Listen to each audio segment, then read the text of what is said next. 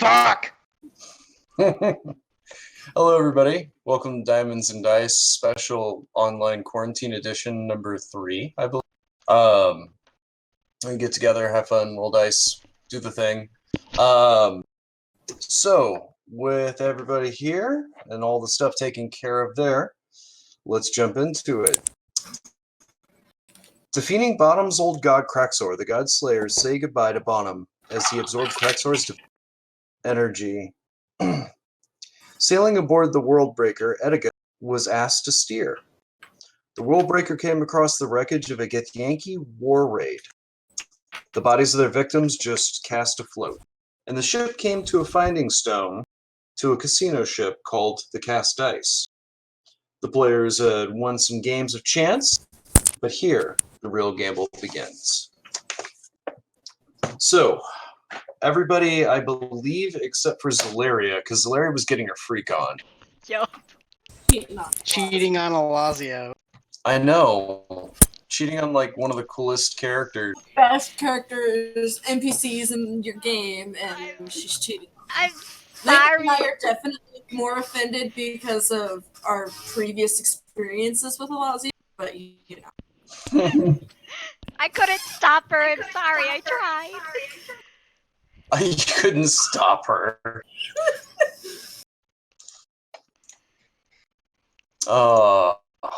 Okay. So, like I said, you guys are all hanging out in the casino, with the exception of Zalaria and Nikki, or sorry, Zalaria and Jewel. Right now I don't have Jonathan's hit point total because he's a level 20 character for some reason. So we're Like gonna I have said, he's earned it. No. No. That was very forced. Well, it's because I'm concentrating on others. Okay, so does everybody remember exactly what game of chance they were playing last? We were doing like the they were doing the special prizes essentially. Terry won 2, Bonham won 1. Okay, and that was at the dartboard, or not the dartboard, but the like the jackpot thing. Okay. It was like the jackpot. It was like a lottery type thing. Oh, that's right. Okay. I'm just going to move you guys down to the bottom would be the best way to do it. I'll let you guys go to your various games of chance.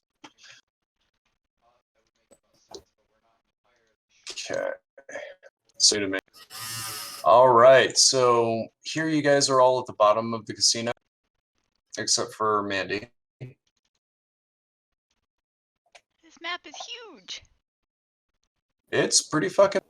So I'm going to show you guys a couple things real quick. Shift and left click. So right here, you guys all see that? Yep. Mm-hmm. That's where you guys... The map's too big. I didn't see a thing. Yeah, zoom in zoom in quite a bit. Like to... I'm working with a very small screen here, Zach. I'm trying. Oh, no, I understand, bro. If you can, I would zoom in like somewhere close to a couple hundreds, 150.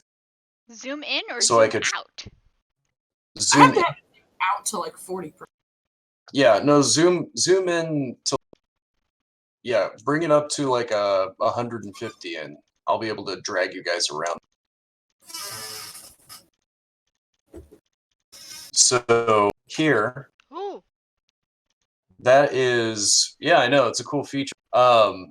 This is where you guys get, you can exchange your cash for the casino chip. Over here, you guys see something different now? Mm-hmm. That's where you, people volunteer to leave their weapons. We were forced to leave our weapons. Yes, you were, because you're newcomers. That's the Grand Fountain. There is 2 big bars. There's this one right here. They serve mostly mead. And there's a wine bar over here. Right over here is horse gambling. They have little mini horse. Most of these style tables will be regular games. You're not allowed at this one. Here's the throwing section. And over here is an interesting game that they just got started. Now you guys can go ahead and zoom out, but that should give you a pretty good indication of what this map is. You guys go ahead and feel free to move yourselves to various spots that you wish for your gambling needs. So we're doing the gambling thing again? Well, there's something in particular you guys had missed a little bit of. I wanted to elaborate and detail out.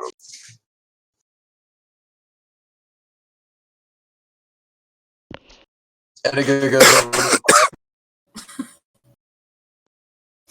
I go to the empty table that I was at.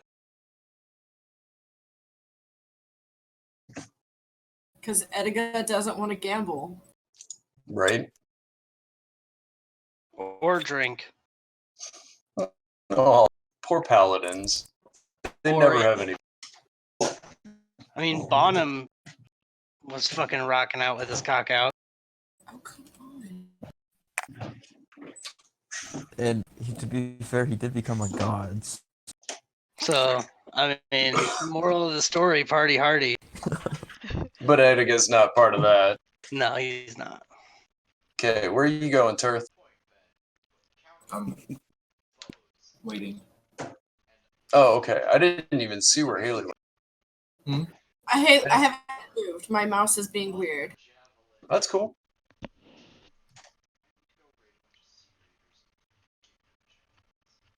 Keeps on.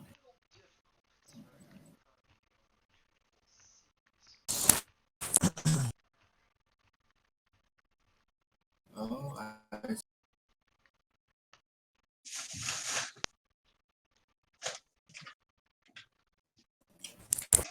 we got some issues going on. I'm gonna go to the mead bar. Mead bar? Yeah.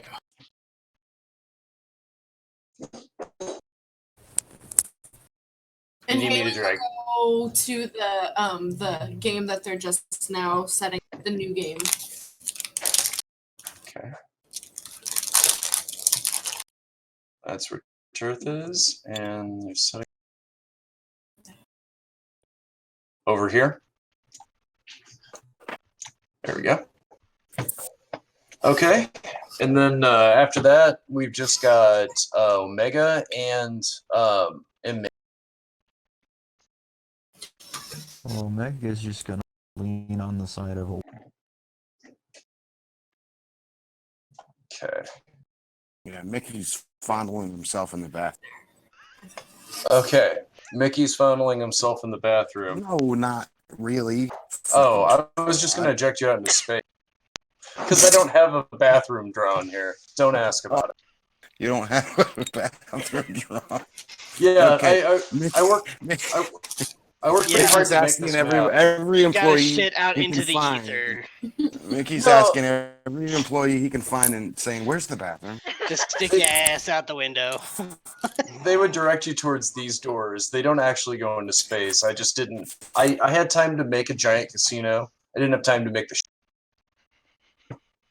So you're not actually in space, but it's like the equivalent of here and down the corner and around. So you're not really in space as much as this is where you shit. But it's not actually space there. They want me to shit in just an empty room. No, it's a lavish bathroom. Use your Eldritch Blast to just put a hole in the ground and shit in that. Oh my god! I don't think that's too wise on a ship. I mean, these things are made. Oh, fuck. Please don't die. Got the Rona. Oh, that's weed. Oh,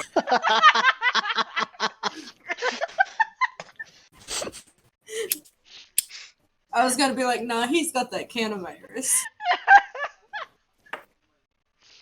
I didn't just hear that. You guys are jelly. Okay. So while you guys are in your places, the last night of gambling, it was Turth and Omega that had won the jackpot. No, I didn't win shit. Oh, you except didn't? for the game. I won the game, but I didn't win the jack. Okay.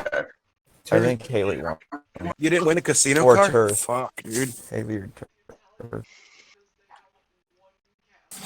Okay. So it looked. You what?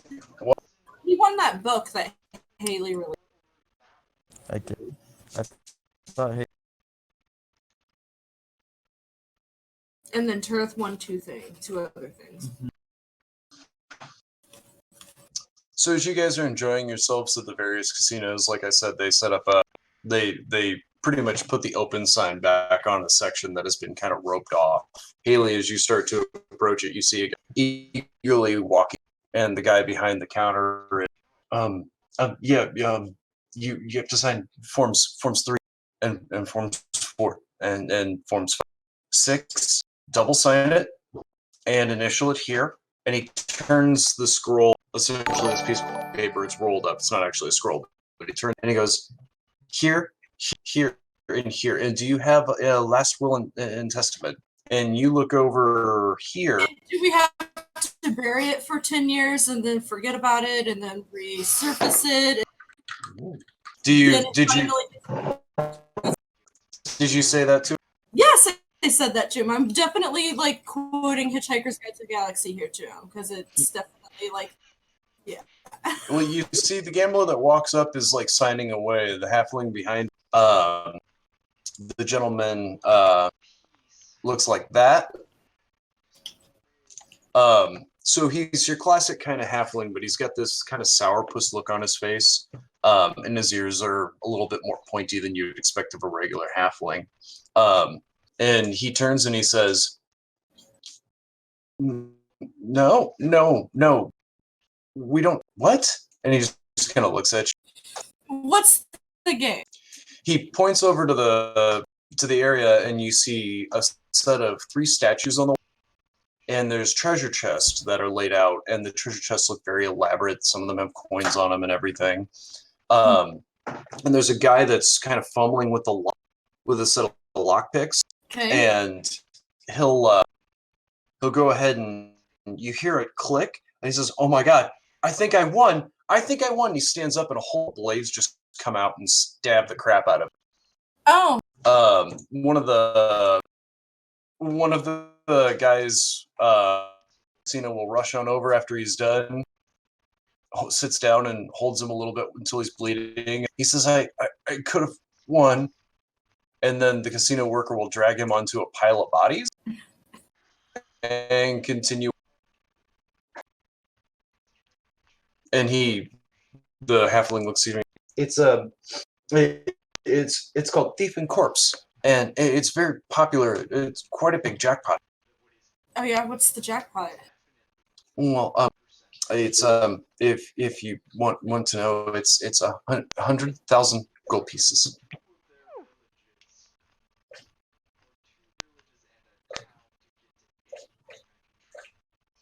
And then you see the guy like finishes signing it, and he's just a little sloshed, and he goes over to. So the halfling looks at you.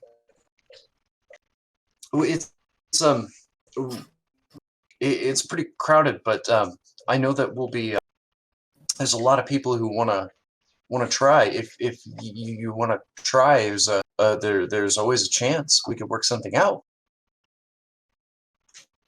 Yeah, I don't think I'm interested in losing my life. And like walk over to probably the bar where Truth's at. Tell him about what's going on over there. Go ahead and throw it in character. Be like, there's a game over there. It's literally killing people. There's like a pallet full of fucking bodies. It's $100,000 gold win, but seems near impossible. I don't think.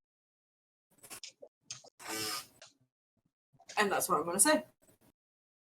Turth is just sitting there, kind of like, are we supposed to do something about it? Do we need to do something? I figured you would be the more responsible person to figure out what to do about this. I just think they're stupid.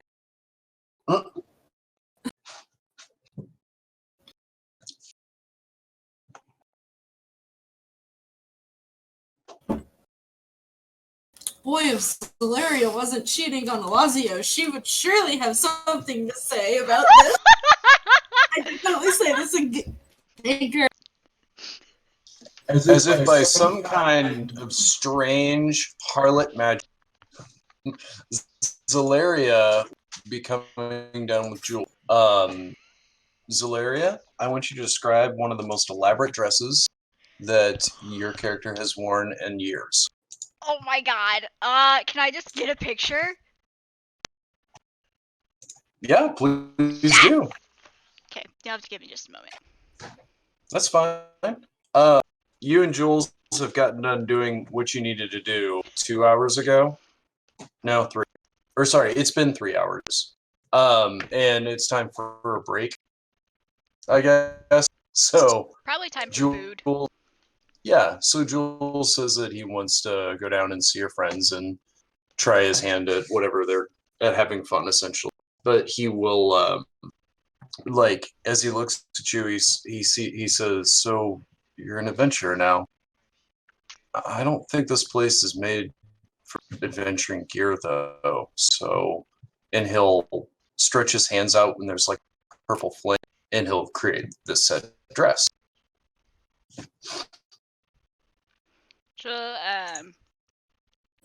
She'll be like, I've been adventuring since you died. Hold on. If my Facebook will load, please. It's gonna be very, very flowy. It's form-fitting until about her hips. It'll flow out just a little bit. And it has more gradients in it than you would think possible. I don't know what gradients is. It's when but it fades you from throw one that color to picture the up- other. I think it's probably like a fish, Yeah. like how they shimmer, like that kind of. Sort of. Okay. Maybe. You're gonna toss on the Discord, like what? As soon as I find the picture that I want. Yeah. No, go ahead and grab that. Yes, this one. Jules, pretty much in essence, it's something equivalent to a formal debutante kind of wear. Like it's got the Colonel Sanders necktie. That's just like a ribbon, but it has a lot of flowy stuff. I'll get you guys a good picture of what I think Jules would look like all dressed up as we go through. But you immediately look over and you notice, or Haley immediately looks over and sees Zalaria and Jules the minute that she says that. Well, speak of the fucking Speak of the what? I said, speak of the fucking devil. Because he's No, I greatly appreciate that. Alright, the dress is in chat. I lied. There's not a lot of gradients in it. There's not a what? There's not a lot of gradients in it. It's fine.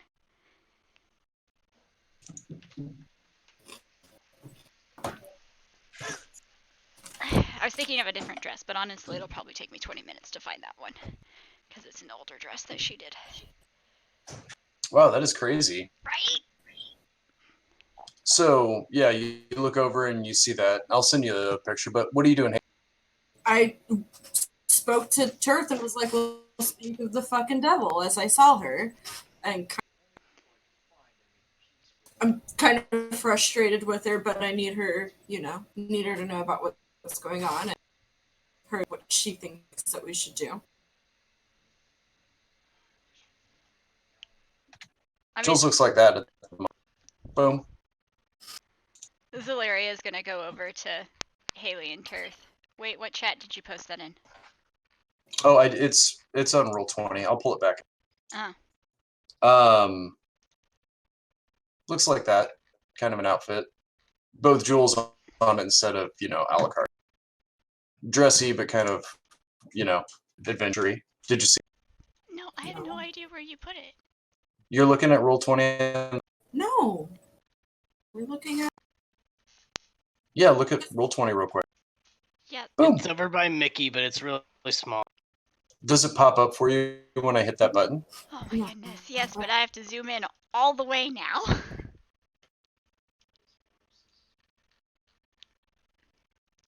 But it popped up on the center screen, right? No, it popped up off the side. That's strange. It's supposed to show you guys. And I have to zoom in 250%. And even then, it's not that great. Again, it's supposed to pop up. If you just hit Z after you highlight, can you highlight? I mean, I can highlight, but it doesn't actually select it. That's fine. Just press Z after that and see if does that do it? Nope. Okay. Well, either way. So you guys see each other. I wonder why roll 20's not doing that. I look at Zaleria and I'm like, give her the dad disappointment look. Oh! Hold on, I gotta get Zaleria moved over here. She's gonna look just a little ashamed. Just a little. Not a lot, just Just a little. a little. Just a little. As Jules is walking up, he's staying pretty far behind, but you notice that the waitress will like walk and check him up, look him up and down. He doesn't even look at her. You realize you cheated on the mayor of Devon's. Yeah. I'm gonna say that to her as soon as she walks up to the table. You know you cheated on the mayor of Devonsport. The guy next to you will like kind of cough and stand up with his beer. Yeah, I did that. Walks away. He's like, I'm getting the fuck out of this conversation. I just imagine the superstores like, and this is why I don't shop online. This is what? Oh, it's a show, Superstore. Oh. There's a girl shopping, and she's like, and this is why I don't shop online when two people start arguing in the. Because the drunk. No, Turth will just be silent, but still have that look of utter disappointment. Just like. I will notice them arguing over there, and I will walk over to them, and I'll address Haley and Turth, and I'll say, "It is not yours to decide someone else's path." And then I'll look at Zaleria and I say, "I hope you rediscover your faith." Oh, Zaleria's gonna look a little offended and just be like, "Excuse me?" hey, what are you guys talking about over here? As he'll walk up and he'll put an arm on the small of Zaleria's. I'm sorry. I'm sorry. Oh. Jules walks up and puts his hand on the small of your back. He says, I'm so sorry. What's everyone talking about? I missed it. Have you guys seen this place? It looks beautiful.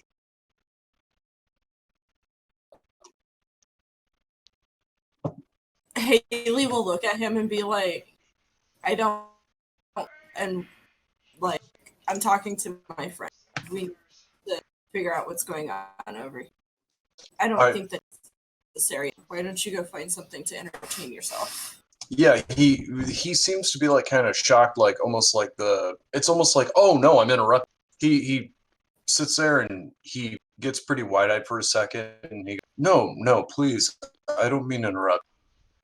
I'm just anxious to meet Zaleria's friends. Any friends of hers? I'm just double checking.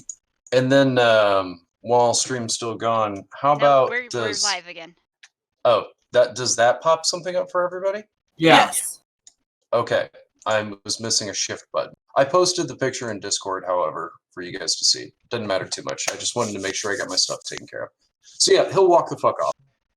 Yeah, no, please. I'm just anxious because any friend of Zaleria would have to be smart and talented. I know we'll get along, so I'll be right on, and he'll point and just kind of walk off as the waitress just walks over and starts giving him someone else's drink, and you see he's kind of not interested. I kind of ignore the entire thing because, like, the choice, the way that Zaleria has acted since.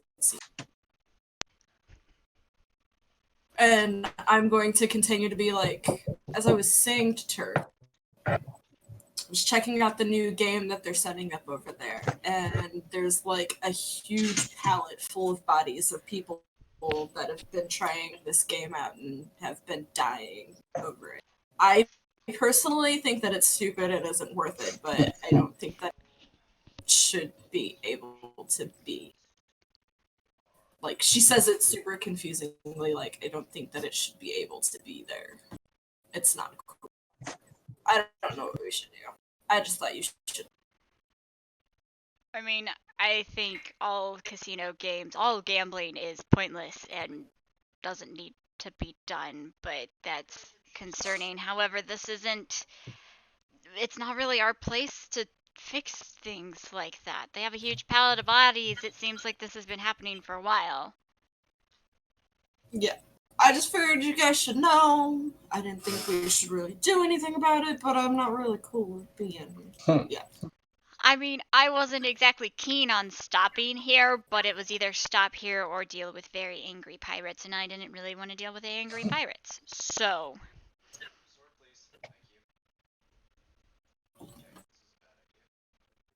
Perhaps we should check back in with Din. The waitress will walk by and say, "Excuse me, you're a very lucky woman," and then just walk off. Solaria's gonna kind of like nod to her and just be like, okay, thanks. You guys will notice that you'll be approached by a small female kobold from one of the tables nearby. She has a ton of tattoos on her body. All of them look like they're dragons, but then it turns into like it's your classic like sort of Asian dragon, and then behind it there's a lot of gambling stuff. So almost like not shitty tattoos. There are a lot of tattoos like that are beautiful, but Ace of Spades, for example, is a very overdone tattoo. On her, it looks good because the artist that she's paid to do it has done well. So it's a lot of like dragon tattoos teamed up with a lot of gambling motifs. And she'll approach you guys and specifically Haley. And you hear, Nails. Excuse me, young lady. Yeah? I noticed that you were looking at the new gambling that they have over there. You wouldn't happen to by chance be interested in joining it and gambling in it, are you? No, Nails. I kind of find it appalling. Yeah, she says, it is appalling, of course. So is some of the other games. Have you seen the game at the center table? And she'll go ahead and she'll point kind of here at the red carpet. Mm-hmm. And she says, an appalling game. Those reach in. You see all the people that are standing around it, which I don't have them indicated now, but there's a couple gamblers there, and there are these blades spinning at incredible speed. And there's just a pile of gold underneath the blades, and these guys will like reach in real quick and pull out some gold. And you see a guy sticks his finger in and gets his whole arm cut off. And she just kind of nails. It's an appalling game, but there are no laws in the ether. This is, after all, a plane of dreams. And here, there's only one man, one cruel man, that runs this whole establishment. Yeah? Yes, Nails.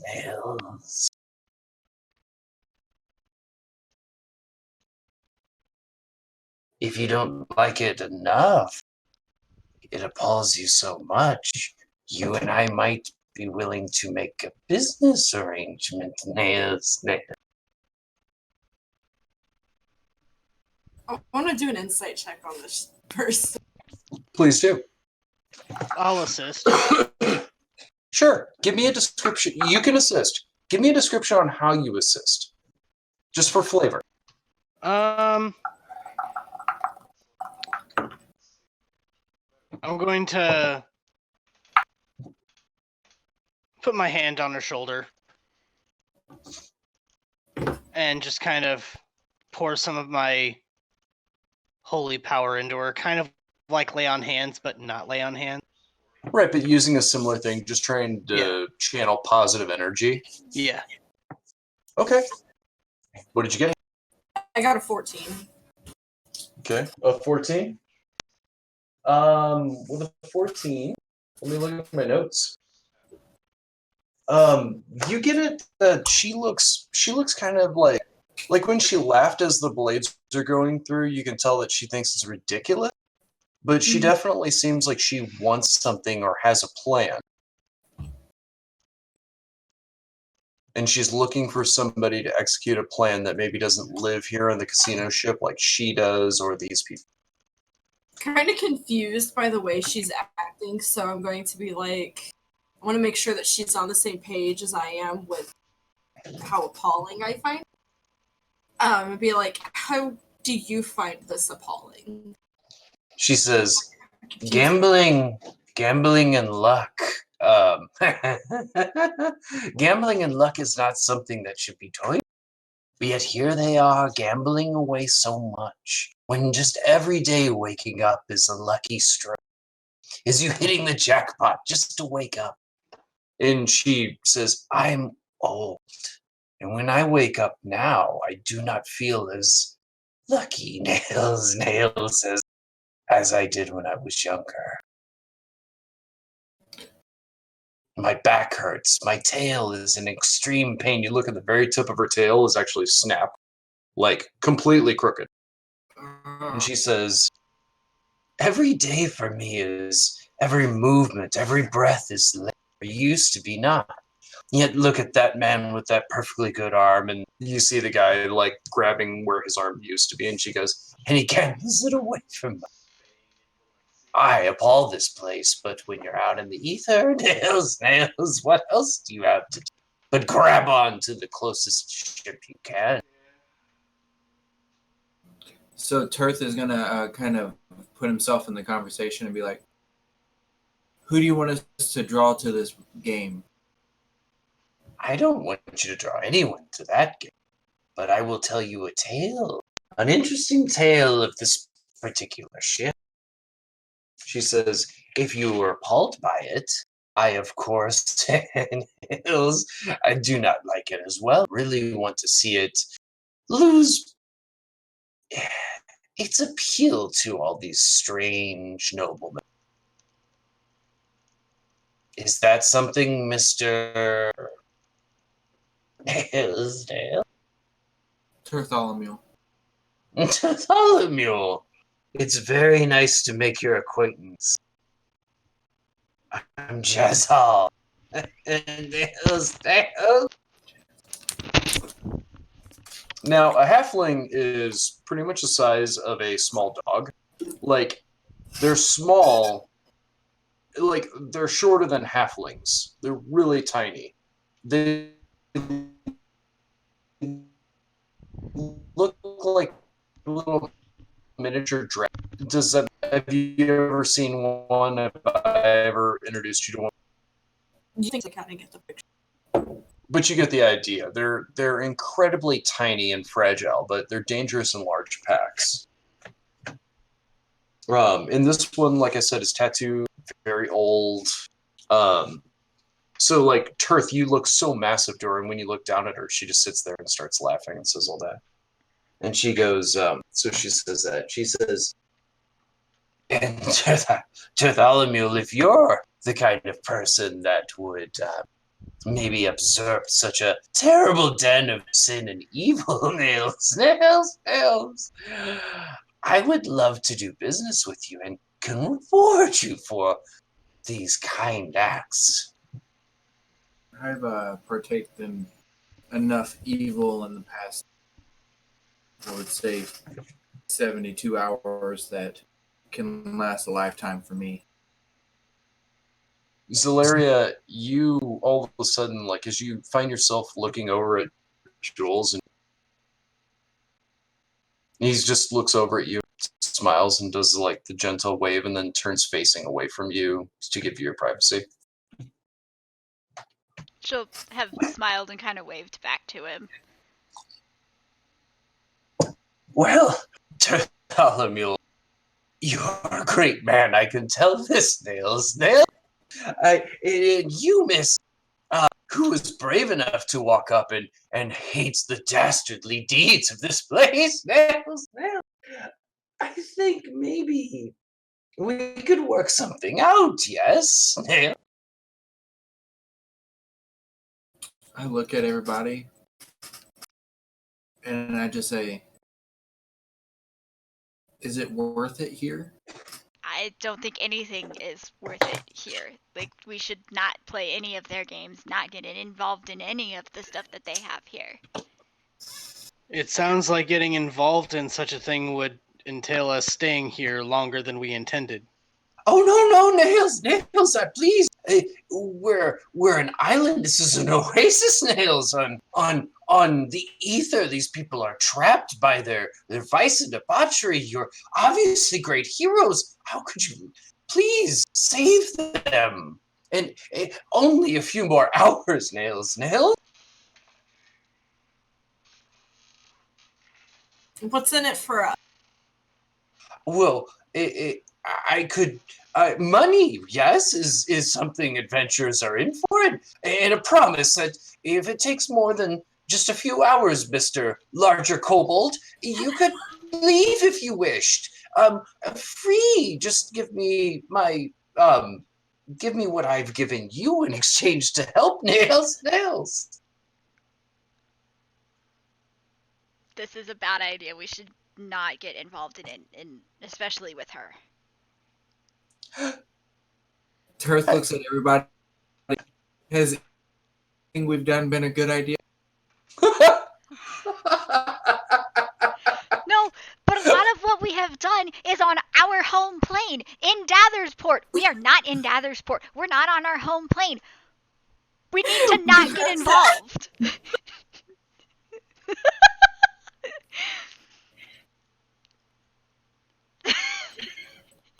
Did we kill Zach?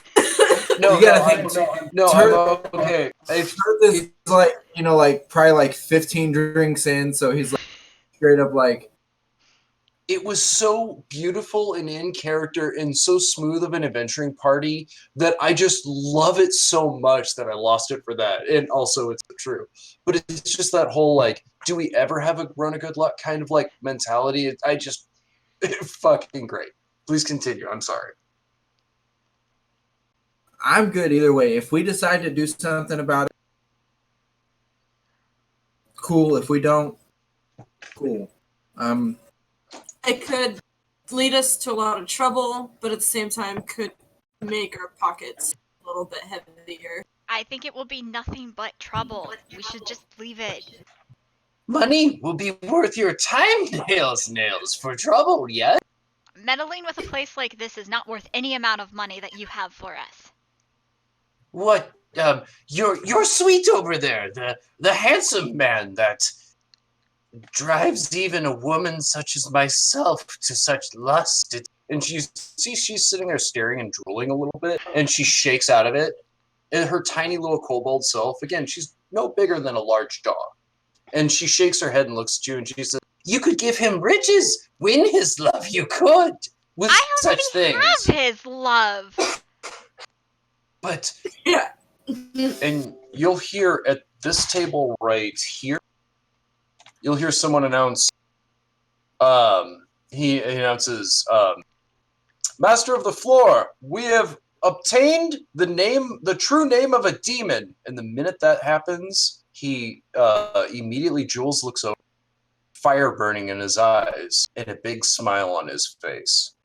And the guy runs over to one of the other employees, and you see that he has a small slip of he shows it essentially to this guy, and the guy like takes it immediately, takes it to the cash box below, and he says, "Ladies and gentlemen of the higher betting tables, there is a higher end." All the people at the private tables will kind of like smile and laugh. Anyway, and then things will continue on. Yes, that would be a great prize for your love. Nails. There's more. There's something deeper. You're here because you like to gamble. You would essentially be gambling, Nails. And, No. and No. the things you could get. We are Okay, here let us all- because the ship that we are having that is trying to take us home needed a break. That is the only reason we are here. We are waiting for them to recover, and we are not going to meddle in anything that you have for us. I do not need you to come over here and tell me what it is that I need for my love or what we need to keep ourselves entertained. On a separate, less emotionally invested note, you're asking us to right these wrongs by doing wrong ourselves. No. In fact, there's many ways to skin a. And she looks at Zalaria and goes, "Human. Many ways, Nails. Nails. You could. In fact, I was going to say you could steal the coin if you really wanted to, Nails. But if you did that, that would be wrong, and I'm not okay with it, no matter what the outcome." She looks at you blankly for a second. "Larger kobold, you could do this legally, by the book. There's certainly ways to do that as well. I would prefer it. She looks at your holy symbol. A firm follower of gods. Edgar, make me a religion check, and Religion everyone else make me an insight check. Oh god, where are my dice? I have no idea where your dice are, Mandy. They are. I'm sorry. No, you're I good. know. I know which dice I want. It's a 24 on my religion check. It's a 24 and a 21 for my insight that time. God. Hold those numbers. If you could post them in chat, I have to grab a third. Hold on. Insight. 16. It's a pain in the ass when I have And the cat immediately takes up my spot. to just sit on it, it'll move. What did you get, Turf? A 19.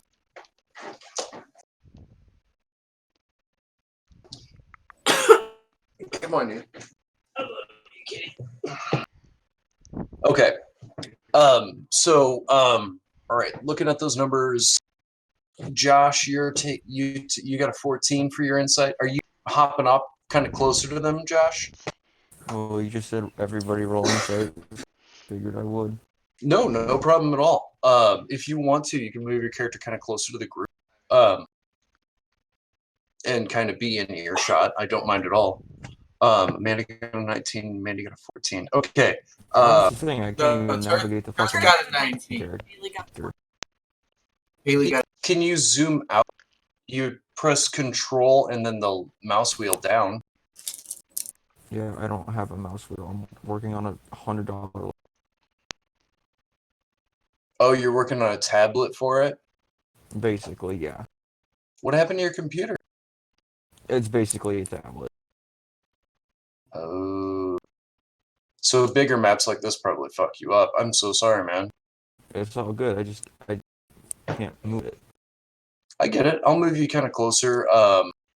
I'm sorry, man. Like I said, I made this casino kind of big, but you know, I wanted you guys to get this grand feel. So And it's appreciated. It's a really good map. I'm sorry. Yeah, I can't but take you advantage can't. of it.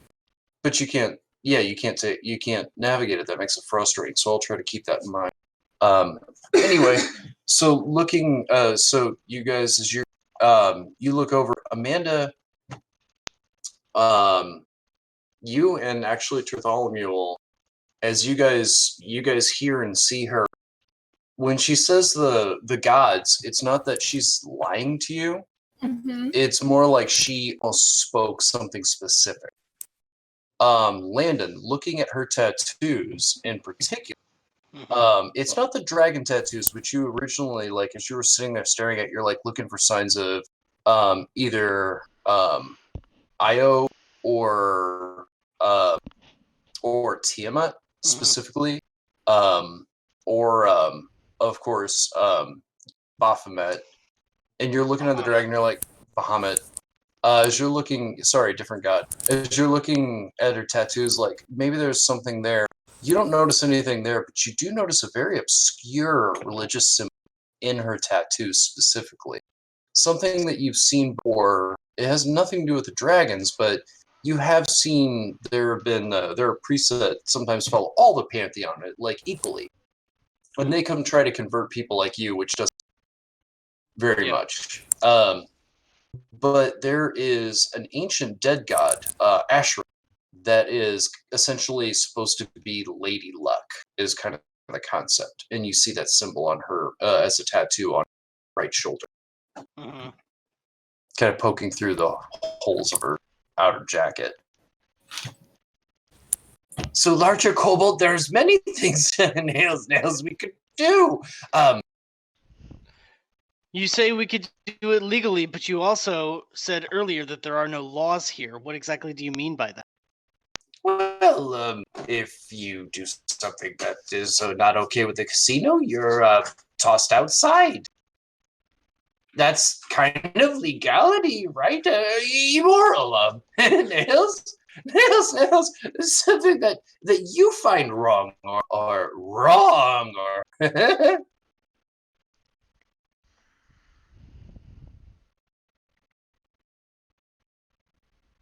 It's fine. It's just followers of... Then she gets quiet. Enjoy your gambling. I'm sorry I troubled you. It's just we don't think that we should involve ourselves in this. We need to get home and just get home. Smart you are, woman of fiery hair. Well, she looks at you and she says, it once was, wasn't it?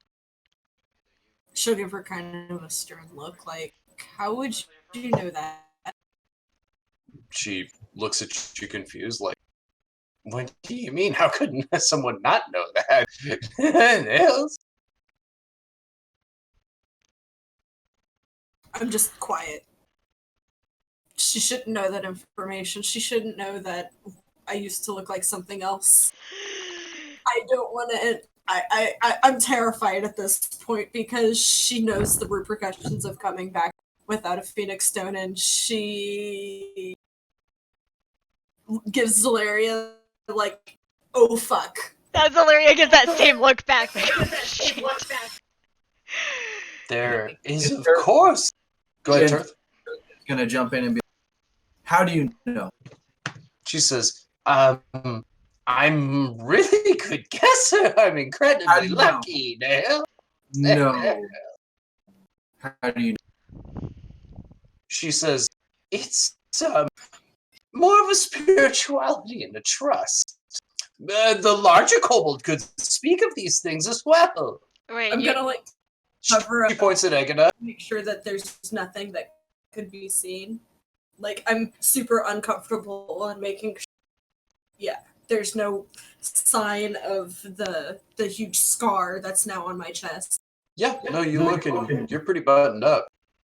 Larger kobold, you understand that sometimes you're gifted with benefits from the gods, am I correct? wait. Sometimes, in some ways. Hooray! Nails? This. Hold on. You're saying that you can see it because it's a gift from your god, or you trust that your god shows you the truth. Trust, yes. So it's this. It's like how Bonham was able to see. I see a stone in the shape of a bird, but the bird is on fire. It seems incredibly like a bad flaming birds would be terrible. Yes, it is a bad thing. Would you mind just keeping all of that to Actually, yourself? out of character, Zalaria, the one that he's describing is what we really need to make sure that I'm not going to be the guy. It's the Phoenix Stone, Yeah, I know. so it's good. Wait, okay, I'm confused. We need that. Out of character, the Phoenix Stone is the only way that you guys can pay the resurrection cost. I You know- resurrected her. Yeah. I know that, but is she saying like she can see where one is? Clarify with her in character. Okay. What do you know of this stone? I see it when I look at you, a burning bit of bag of nail, a stone. Where do you see this stone? She smiles and she says, there are many things you could gamble away here. There is a demon's true name being cast over there right now. So you're saying they're made of stone? I'm saying that if it is simply a wish, it is one of the smaller antes that you could get. Smaller antes. I've made peace. You get me what I require. This gambling chip, it's just a chip. There's many here, but that one is a specific one I nails like. And if you would maybe get this chip, for stone for flaming bird, it sounds a little ridiculous to me. But could you It's get not it as- for us? If you were to draw it, I could get you something that would work like it. A wish. And you could wish for it.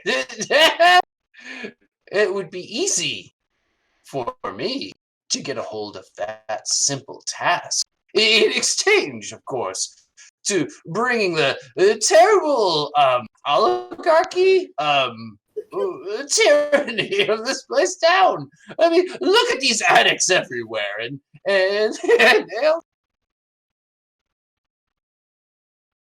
Nails. What do you want us to do? She points in the general direction. You guys looking at roll 20 real quick? Yeah. Yeah. Okay. Do you guys see that gentleman right there? Yeah. Blue in color with a guitar in the back? Mhm. Okay. She says, that is Geth Brightwind. Warmy Genasi. Half genie nails. He owns this place. He took this vessel and outfitted it a long time ago to travel looking for gamblers. Right?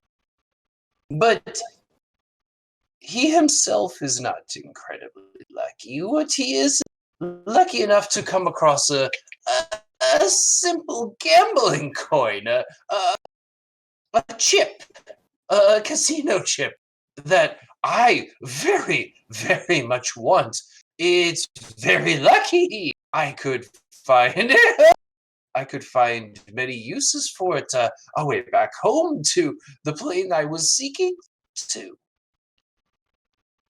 They say it has the divine energy of long dead god of luck. And she kind of reaches for her tattoo of the symbol and she rubs it a little and she goes, I very much want it. In exchange, you get the tyranny of this place gone, which the larger kobold nails once gone. You get your fiery birdstone, whatever the absolute fuck nails that is. For the one who used to have red hair, dye would be cheaper, but okay. And you, the woman whose heart is bent towards the man over there, you could indeed truly have things that would woo him in ways you have no idea. I could give these things. I would give everything for that chip. And look at him. And you look over at the private table as the guy's like casually sitting there. And he's like not even looking at the table. He's like, hit me, stand. And then he wins. And everyone else around the table is just kind of groaning. And she goes, he is abusing these things. After all, he's half genie. He has no need for wealth like this. Nails, it's preposterous. So a simple little bit of gambling, if you want to do it the right way, and you get me the chip, and I will get you the stone, the heart of that demon over there. She looks at the, and we'll do it legally for the large couple. Nail.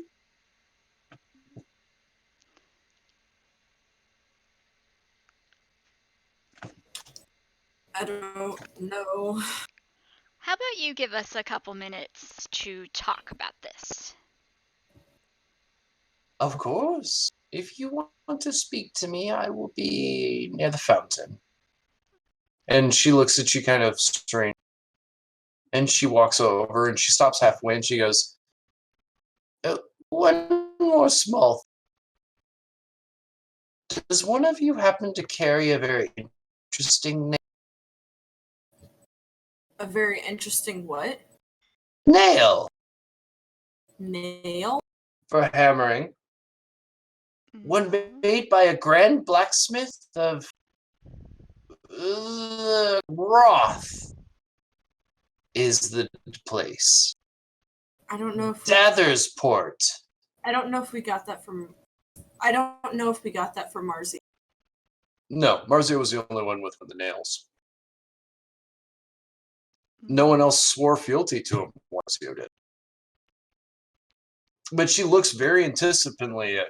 I think that Valeria in Trafalgar would be the only scene on Mars. Yeah, she just stops and she looks at you guys. That No, we don't have any nails. nails, and she'll walk off towards the thing. All right. Boop. With the nail.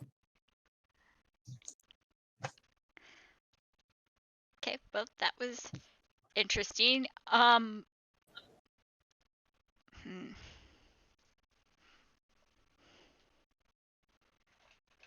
Keith is sitting here trying to think like, what really just fucking happened?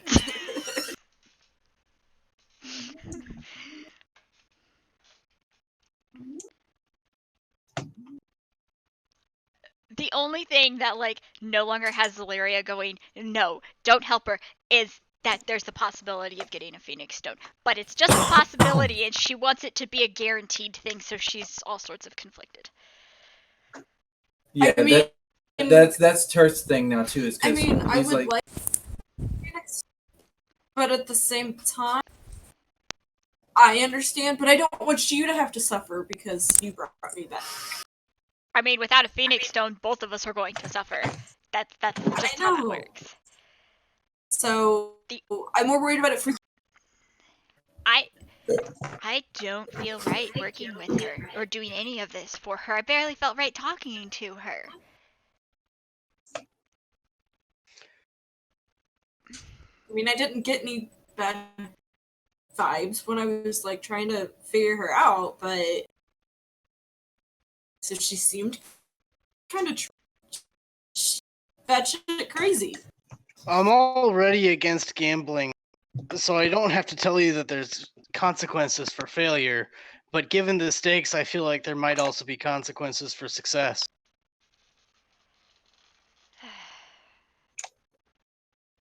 I just don't like this place. There's a whole bunch of cards going on. They're not guards, they're women!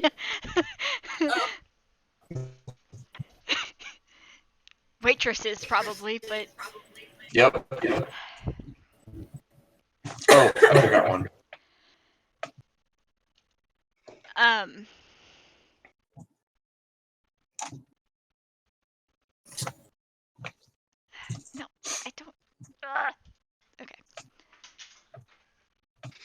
I I don't don't- like this plan.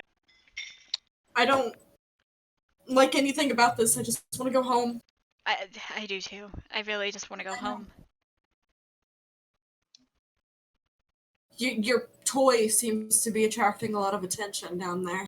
Is he gonna cause an issue for us? He shouldn't. He's not a toy. It's also something I dealt with when he was There's a girl dancing on the table, and he's like looking away from her specifically.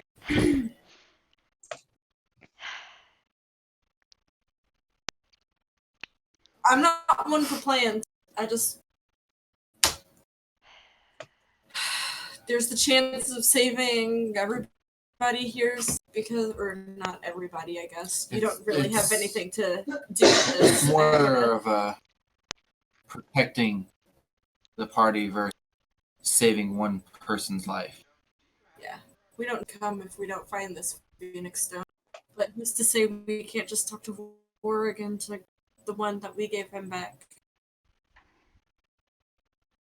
Do you guys even know that Marzio gave it to him? Haley was there when you gave it to him, I'm pretty sure. I'm pretty sure too, but I'm not 100%. yeah. It was like right before you guys were. Perth and Zalir would have talked about where to get a Phoenix Stone. Campfire talk. I thought we were all present during that conversation because I think Vorig wanted it for a reason. It was, but I think I remember everyone being present, but I also remember Marzio pulling him aside. It was a private conversation between the two of them. And I also don't think Marzio even told all of you guys that he had a Phoenix Stone. Yeah, Bonham didn't even know he had a Phoenix Stone.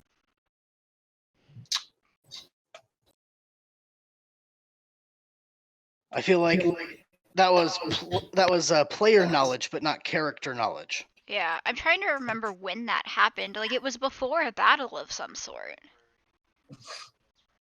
Then we can retcon what Haley just said about the asking Vorig for one. Yeah.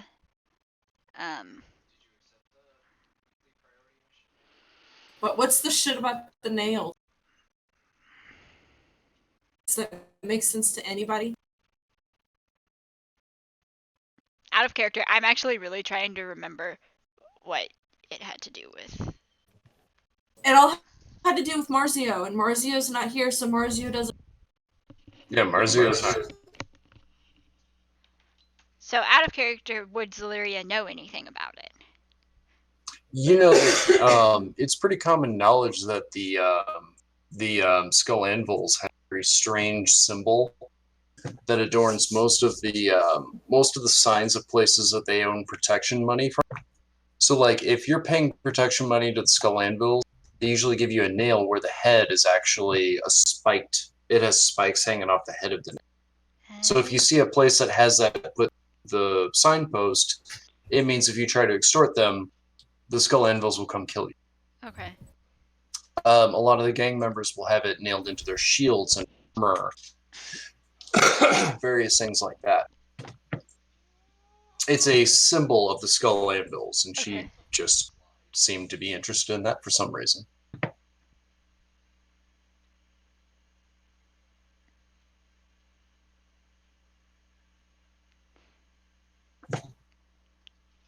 I don't see another way of getting a Phoenix. I don't either, but I It don't. looks right at Zaleria. Say that again, I'm sorry. I said, and I look right at Zaleria when I say that. I don't know another way to get a Phoenix.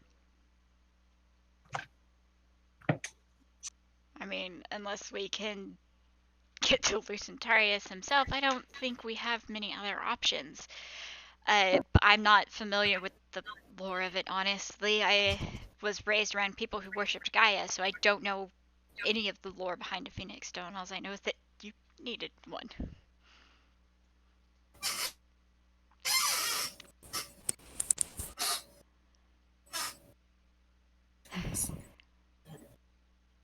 Oh, it's just me talking to Zaleria about me not knowing another way to get it. We might have another option, though, and you guys aren't going to like it. What's that? We asked Julius for help. I don't trust him. I know you don't. That's why I said you weren't gonna like it. Alazia has been very good to us. And this could cause issues when we get back to Dunsmore. Yeah. Hopefully, he's not going to hold anything against you. He is the mayor now where we live. You don't think We- I know that.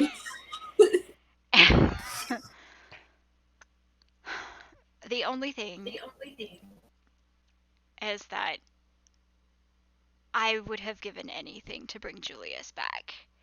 I've been looking for a way to bring Julius back that didn't involve a dark art or sacrificing somebody else or anything. It's the reason I continued to travel after he died. So having him here is...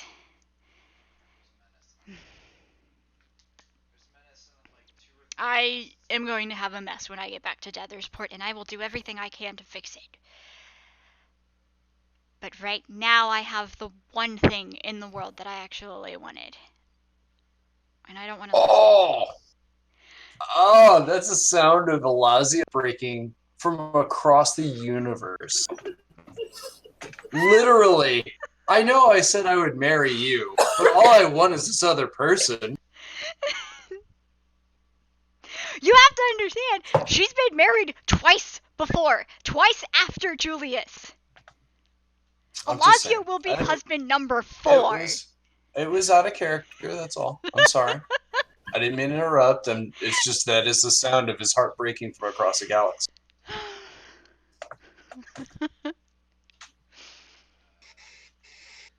Haley will be like, you were happy with a lot. You put up a show then, if this is what you really wanted. He seems to have some kind of control over you, and I'm still not sure that it's all your free will. I don't trust him. No, this But is... we need to do what we can do to make sure that we're able to, stay alive now that you've brought me back. Yeah. Sorry, Agata. I guess you've learned a little bit about us. Maybe you shouldn't have thought about joining up with Pretty Much Cursed. Thank you for, retrieving us from where we were, though. That was to Igata.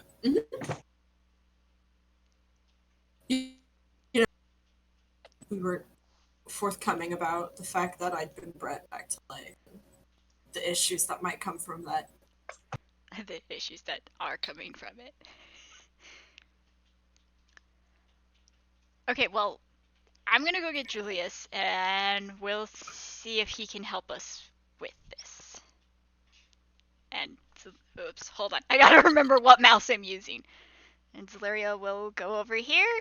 She'll shoo away the women. Make me an intimidation check.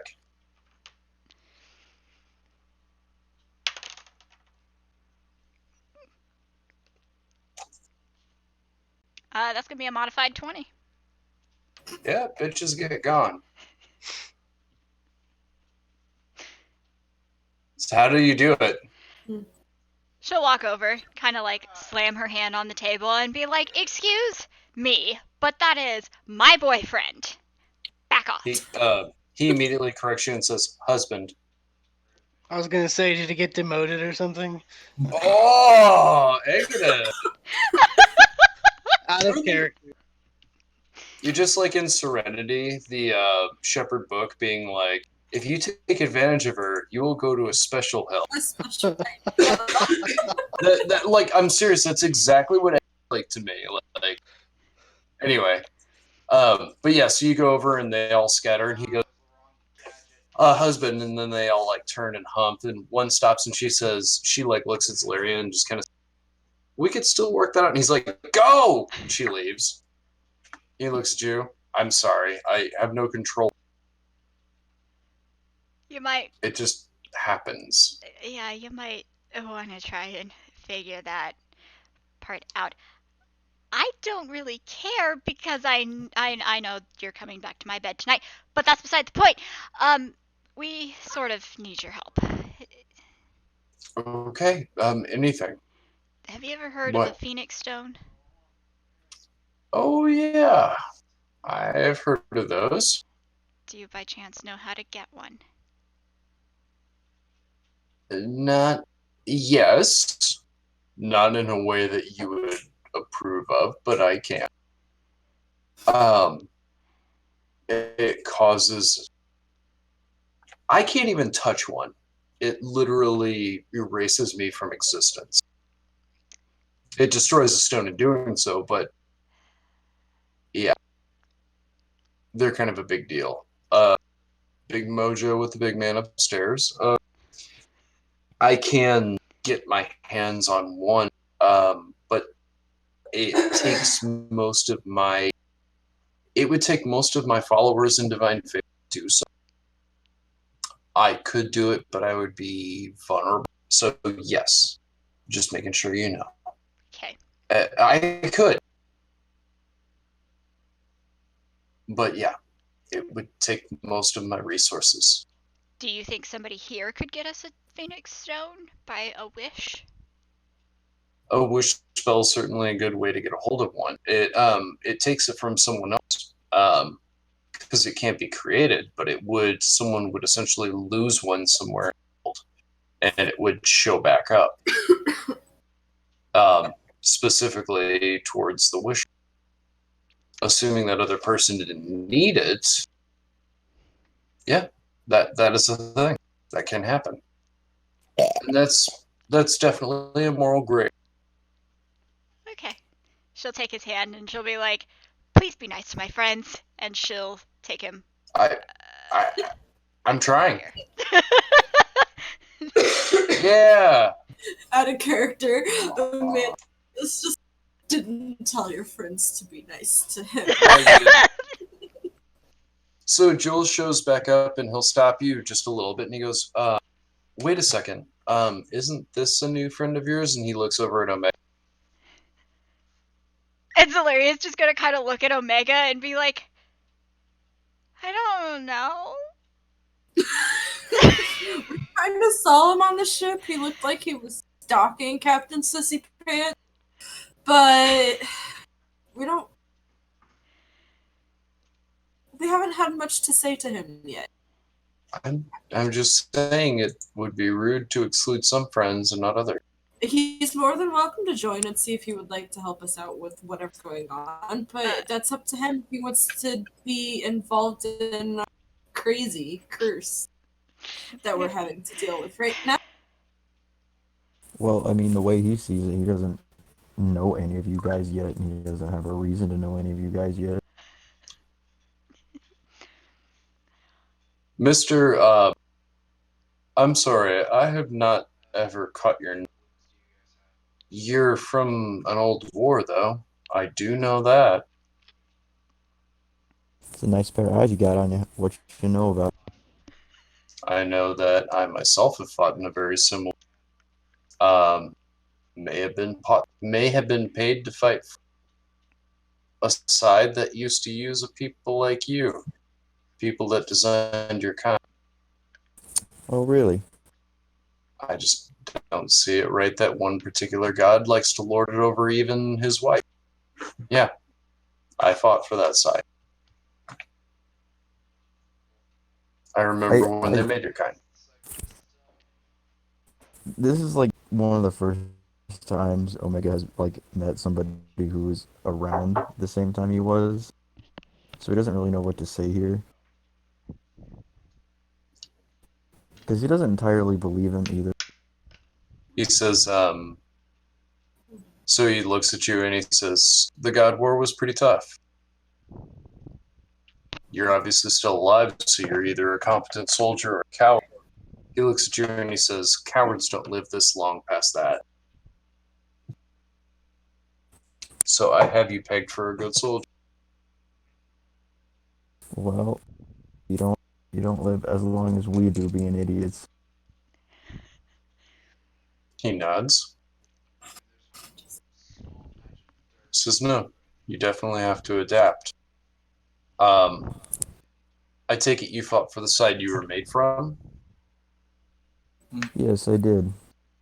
He says, no offense, it's just that you have souls. It's part of a gift. And that means that some people turned on even their side, fought against their own brothers. I just wanted to make sure that, I mean, you have free will, man. That's not a crazy question, right? No, and it's a valid question. You don't see many of my kind out here.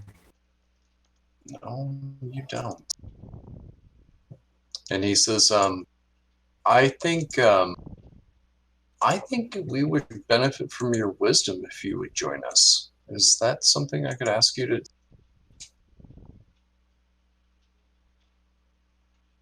Because you know what it's like to fought in that war. Yeah, I'll do it with you. He smiles and he says, after this, you have to tell me where you were. So for reference sake, the year 63-101 E was the God. The year is currently 2099 DA, so it's a completely different era, a different age essentially. So you're looking at hundreds of thousands of years difference. Okay. So you're pretty damn old, man. Okay. So yeah. So you walk on over to the rest of them, and he clears his throat and he says, rest of the God Slayers. Hi, it's nice to meet you. My name is Jules. Turth will look at him and be like, just give him the look like, bitch, I already know who you are. And continue drinking. God Slayers? Is this your name? Yeah. We are known as that, yes. Haley will completely ignore Jules to respond. Yeah. You slay gods? I mean, you sort of helped us slay one before we got here, so yes. I mean, that's only one of the few that we've slayed. We've killed dragons, or so I've heard they have, and Very we've been well. through a lot. Yeah. I would say that would who we slayed earlier was the second, as long as I've been a part of the team.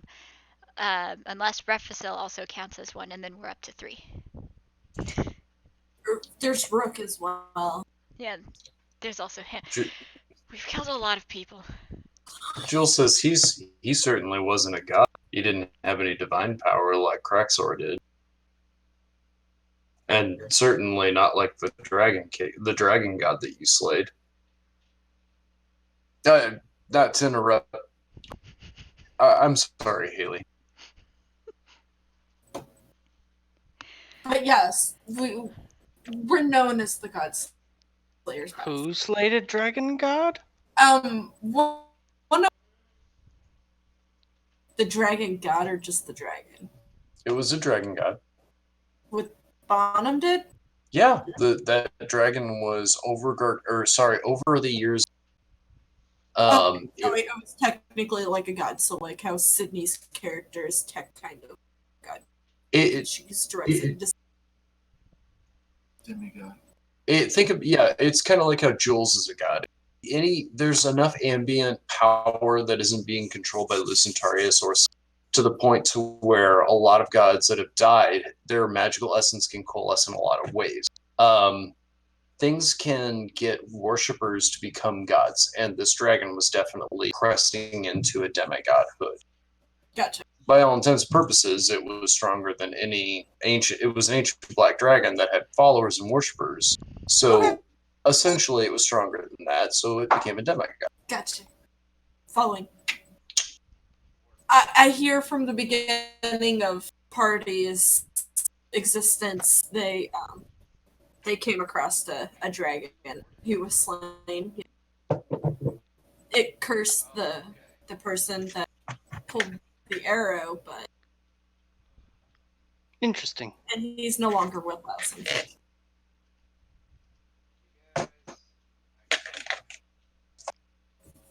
And But yeah, that's what we're known for, where we come from.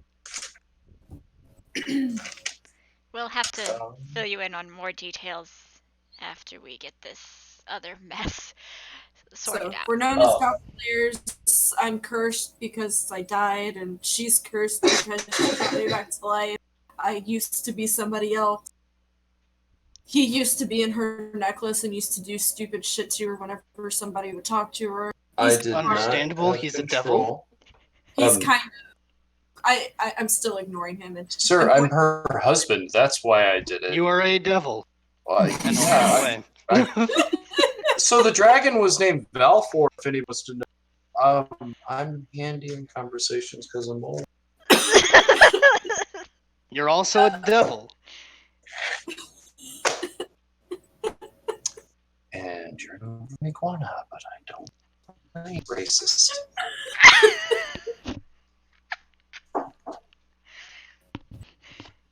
Hold on, I know what I want to say. I'm trying to word it.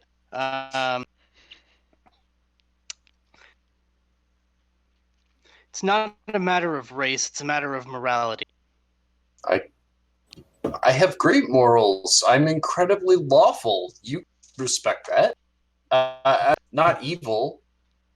To what end? What do you mean, to what end? I have only one goal, which that makes it evil. Sure, I get it. I'm selfish. But I have only one thing, which is my wife. That's hardly evil in the grand scheme of things. And who writes these books anyway? I mean, come on.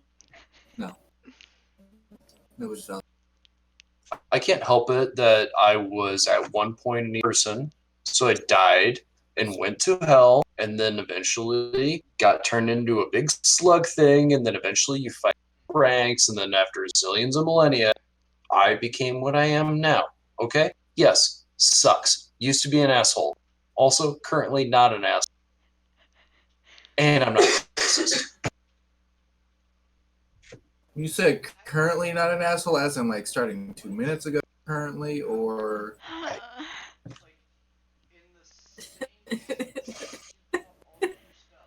No. because Dear. because I remember you almost killing me.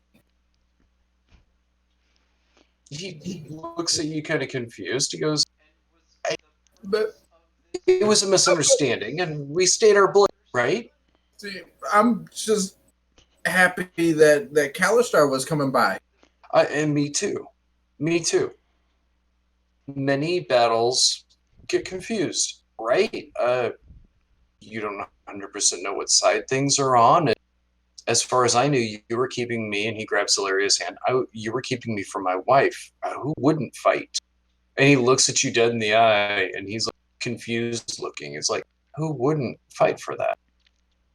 I'm gonna interrupt and be like, and what are the stories I've heard of you? You used to control Zaleria, but based off of whoever she would talk to, you wouldn't let her live her own life. Still controlling. I can't control the magic of some of my emotions. No, just like how I couldn't control all these waitresses. And he looks over at the one and he scowls. And he's like, I can't change who I am. Zaleria have her own life and talk to whomever she wanted to talk. Okay, hold on. Wait just a second. I had my life. I had a lot that I did. But what I heard, every single time a guy would look at you or talk to you, he'd make you turn into some creature. And how do you explain the two husbands I had? How do you explain Elazio? Apparently, it wasn't that big of an inconvenience. And what happened to your other two husbands? One of them we got into trouble with the wrong people, and And the other what one happened was an to accident. Elazio? Why is Elazio missing an arm right now? Actually, Elazio's not missing an arm anymore because I used the Ring of Regeneration on him, and now he has both hands. But why was he missing an arm? Because he was going out on a date with you. Yeah, but we never proved that it was actually Julius who ripped off his arm. There were other guys trying to hurt us. It wasn't me. I yeah. You're not helping your case, hun. I would have just killed him and stole his soul and ripped it into eternal nothingness if I didn't like the guy to some degree. I mean, obviously worthy of you, but not in the slightest. But still, he wasn't those people.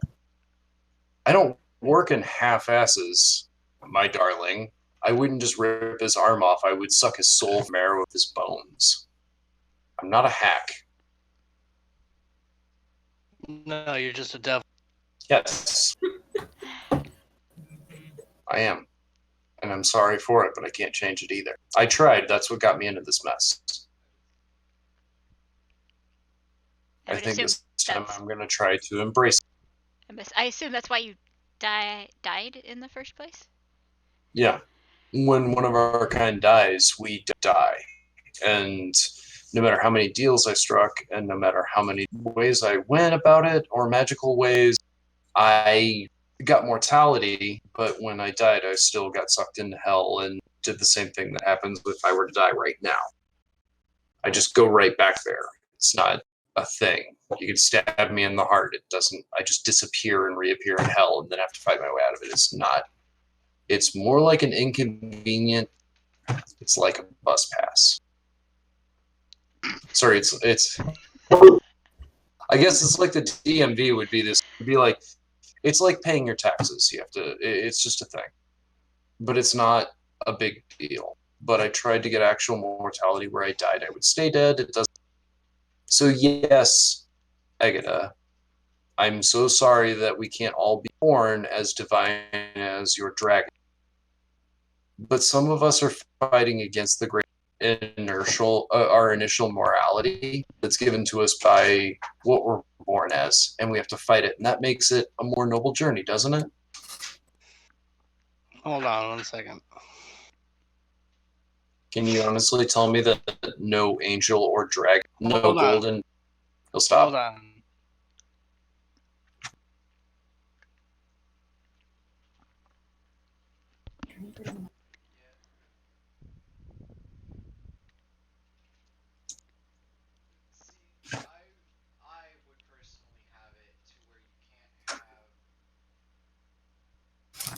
I want to do an insight check. Sure.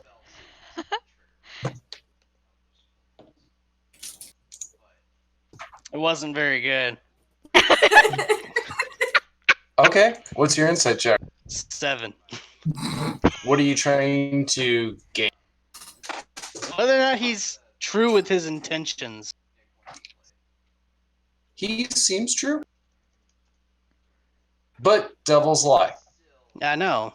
But devils also... Sorry, they don't lie. They are devious, but they do have to follow the law to the... That is a very important distinction that you would know. Like, they're more the kind of people to not necessarily twist or anything like that, as much as only reveal the ones that are helpful to them. Does that make sense? A demon would tell half-truths. Like a lie that was kind of right, you know, just to get the lie across, but a devil probably wouldn't bother.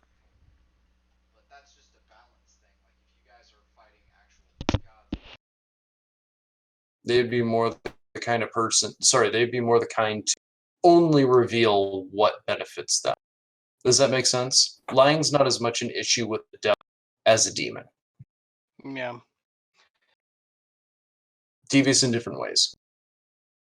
I don't know. I'm at a loss. I honestly don't know how to respond right now. He sees you sit there and like you're thinking about it for a second. I'm gonna say this fuck. And he goes, I get it, man. You can only judge me based on what I've done. I get it. All I've ever done is love her. So if that's what you judge me based on, fine. I will stand by that. Either way, it was nice to meet you all. I can tell I'm distracting you from doing your adventuring thing. So I'm going to step back over here. And then he looks at Zalaria and he says, and I'll see you in the room. Don't go too far. Yes, my angel. He can help us get a Phoenix Stone. Not his way, because that's... But he can help us get one from the tiny dragon lady. I forgot what her species was.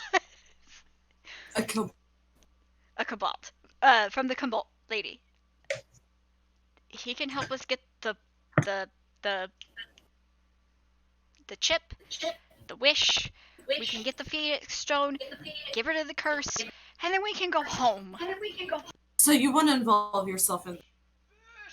I mean, I don't really see another way. I'm not gonna let you try and solve this problem by yourself, because I am also part of the problem. We either do this together or we don't do it at all. Or we could say that we don't necessarily have to involve those if they don't want to involve themselves in our mess. That is true, but at least you and I, and she'll point between herself and Haley, need to do this together. Kinda right. I don't think Jules would let you die No. He probably... if it come of this, so... Yeah. At least you would be... Which is really all that matters. I don't want you to have to... what happened in the spur of the moment. Yeah. When we were He'll being killed. be helpful, I promise.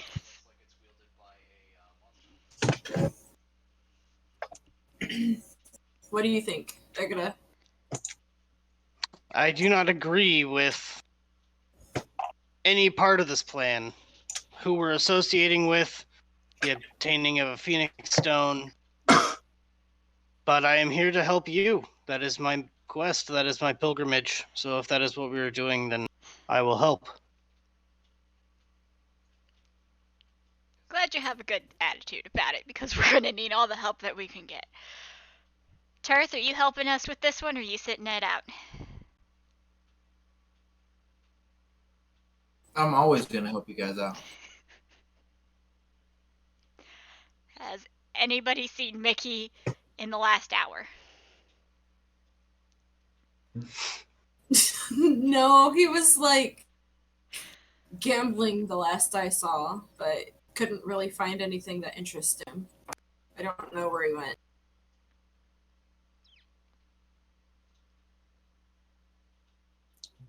I hate to say it, but until he answers, the answer is going to be that the camera. Oh, there he is.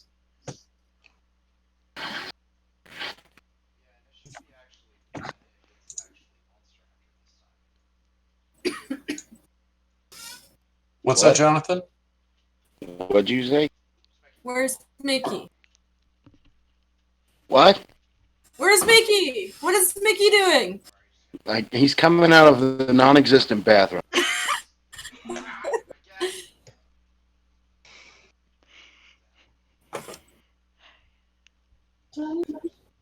So, do we want to involve ourselves in this crackpot scheme to get the wish and possibly get the Phoenix Stone?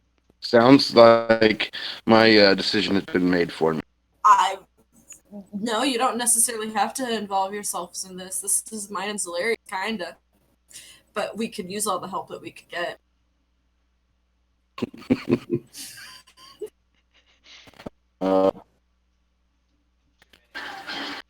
I mean, I suppose he's going where the party goes right now.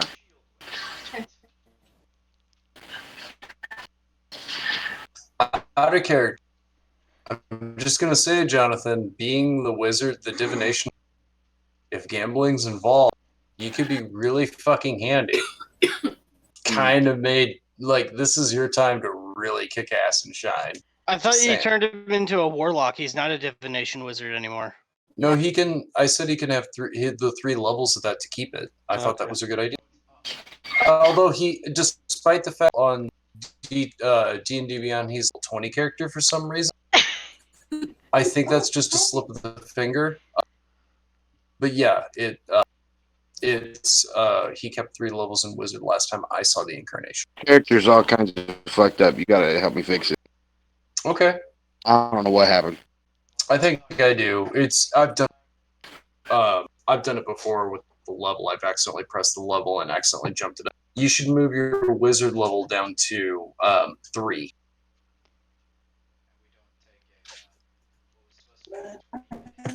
And that should be warlock level down to 7. And then that's how you'll fix your character. You okay, love?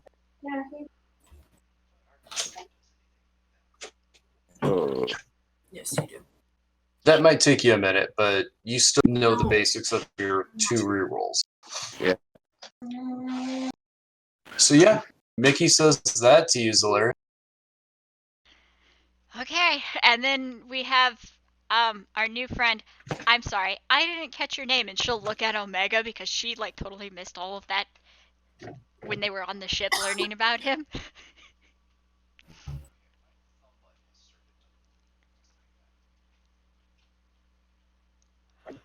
And I'll look over at Zalaria, and I'll be like, my designation is Omega. Are you gonna help us out or not? Because I know Julius sort of dragged you over here. You don't have to help us. We are a mess, and I totally understand if you don't want to help us. I mean, there's money to be made here, so why not? All right. Well, I guess we should go talk to our new friend about this wish and the money, and we'll get to it.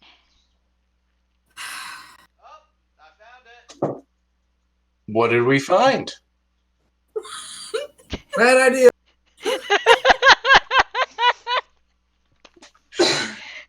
Also, Josh gained inspiration for being a total mercenary fuck. I love it.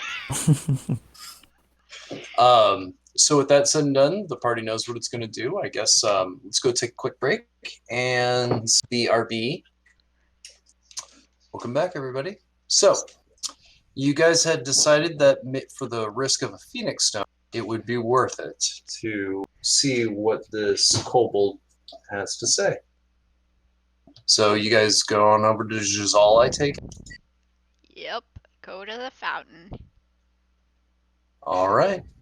So as you guys move on over there, she almost walks up to you guys as you're walking up to the fountain, and she goes, "Yes, you've come to a decision, Nails. Nails. Very excited as Giselle." So, okay, is Julius like actually sitting where his marker is, or is he like left Yes, the? he Okay. is hiding from the women. Yes.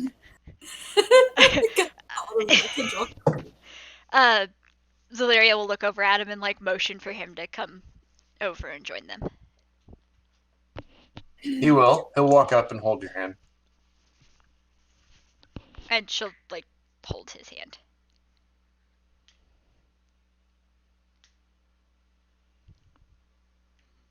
Okay. So you guys all crowd around. And she says, "You've come to a decision, your group has, Nails." Yes, we have. We want the wish for a Phoenix Stone, the money you promised, and the money Yes. you promised. Yes, all this can be yours. You'll be more than willing to find a way to get the chip away from Geth. Yes, this lucky chip of his that keeps this casino running so against the people, right, Nails? What do you plan on doing with the chip after you get it? Are you going to? Are you gonna stay here? Are you leaving? Like, what are you doing with it? She looks blankly and she says, "I will release the energy back where it belongs. You're destroying it? Finding a way to free one's spirit that is trapped in it now." So you're looking to free a certain spirit? Yes, the spirit that now is only but a simple gambling chip. I can feel it. She looks at the fountain. She looks over at you. What is it exactly that you have in mind that we do? Well, Nails, I have accumulated quite a bit of money gambling here. I will give this to each of you.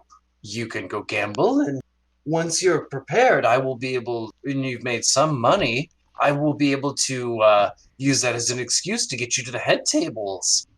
There is, if you start gambling properly and I get you the right influence, the right introductions, you'll be able to gamble eventually with Geth himself.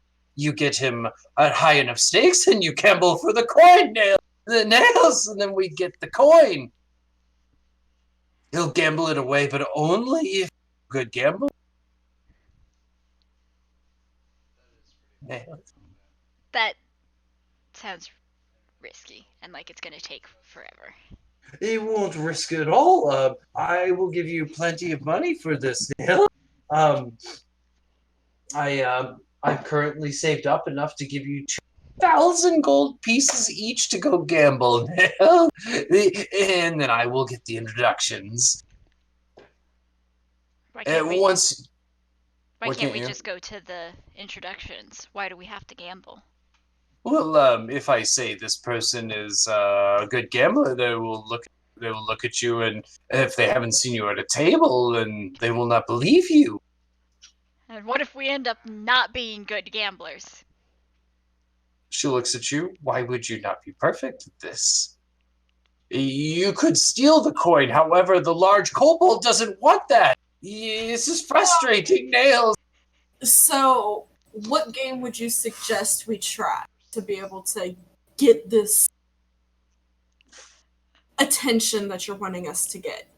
She hands you each 2,000 gold pieces worth of chips. And as she hands them to you, she says, start at the small tables. Simple game, a small game. Once you win that, those that win, you can be part of the group to be introduced. Once you start gambling, you can always have seconds. The big man, for example, would be bigger at things that would involve health.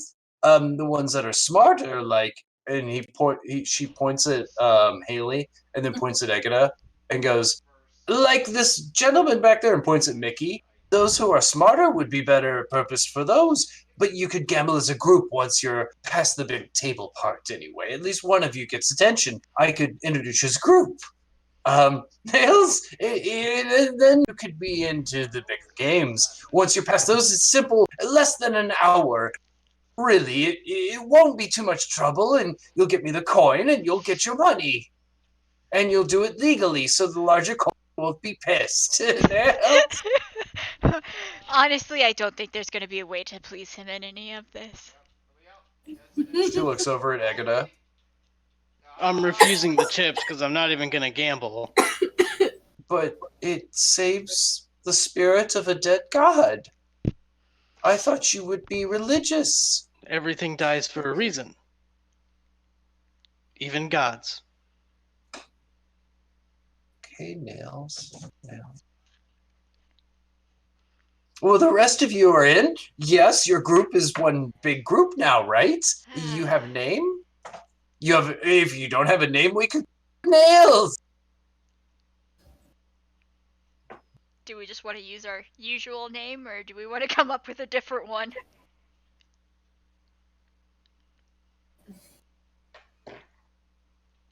I think we should use something fake. Okay. We are...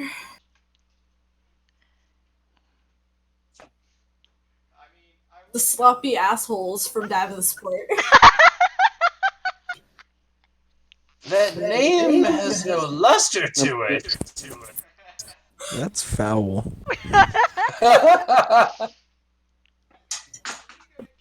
The prolapse.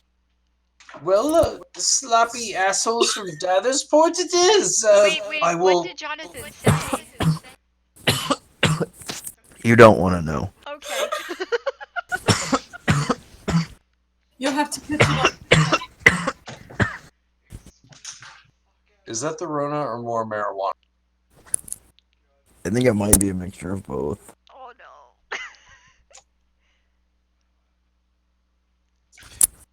She gives you guys the coins, and she says, "Go to each one of the smaller tables, gamble away, win, and I will get you the introductions." Yes.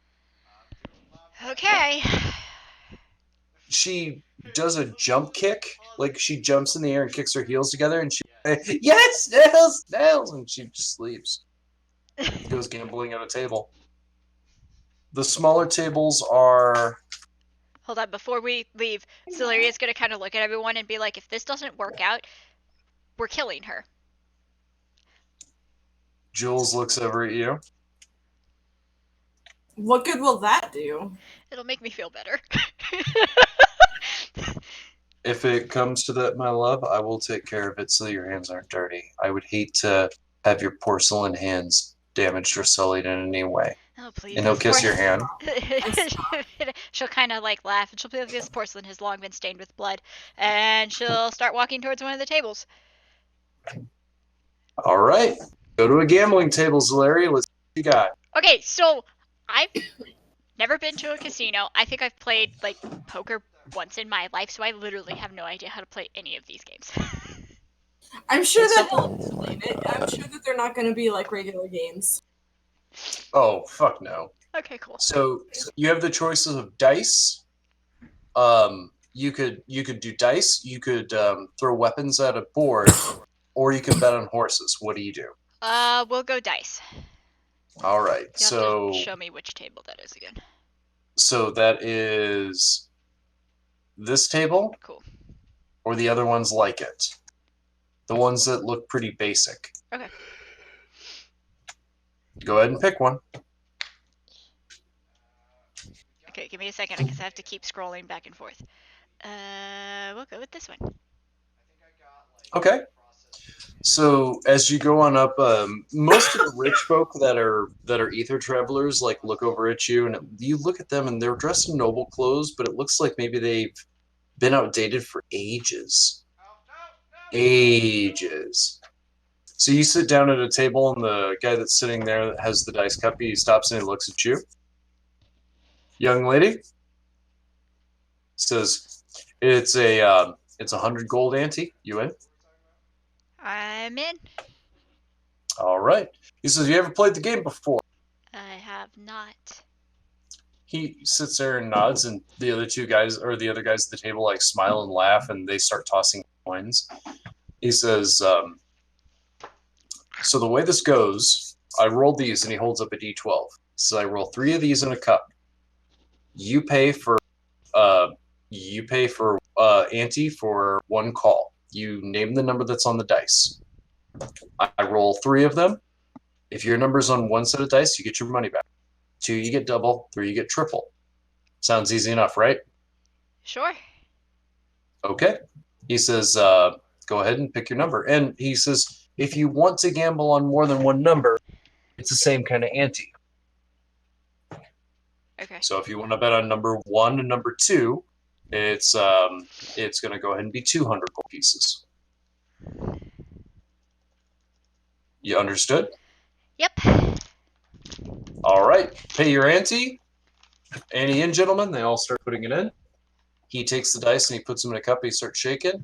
He looks at you. He gets their numbers and he goes, and you, young lady. You said a D12, right? Yeah. Okay. We'll go with 6. 10, 10, and 9. Man, if you got 10, you would have made tons of money there. Oh, so sorry. So out of the 2,000 gold pieces, you're down 100. He goes, next. Are you in for another roll? Oh, might as well. What are your numbers? She'll pick 2 this time. 2 numbers. And she'll go with 3 and 11. 200 gold pieces. 3 and 11. 3 and 11. Do I see a 3 and 11? A 3. You get your money back on it. Cool. In for another one, my lady. The one guy slides double the money for 3 pieces, and he slides 6. He says, oh, there's been an ante rolled, so now it's 200 gold to buy.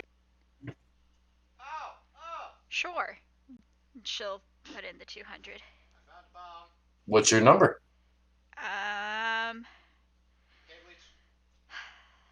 8. Oh, better luck next time. We'll do a couple more rounds of this. Next. Sorry, hold on. You'd think I'd taken my makeup off before.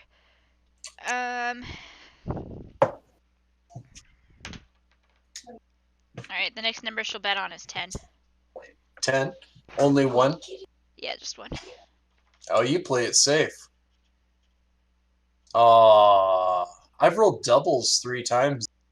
Once you get the number, you're gonna get big payout. Hopefully. All right, couple more times. You buying in extra or just buying in standard? We'll just buy in standard for now. All right, what's your number? 9. Mandy, you don't never need to go to a casino. You suck at this.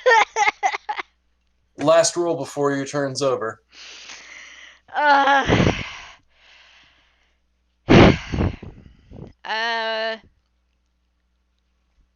We'll go with 3.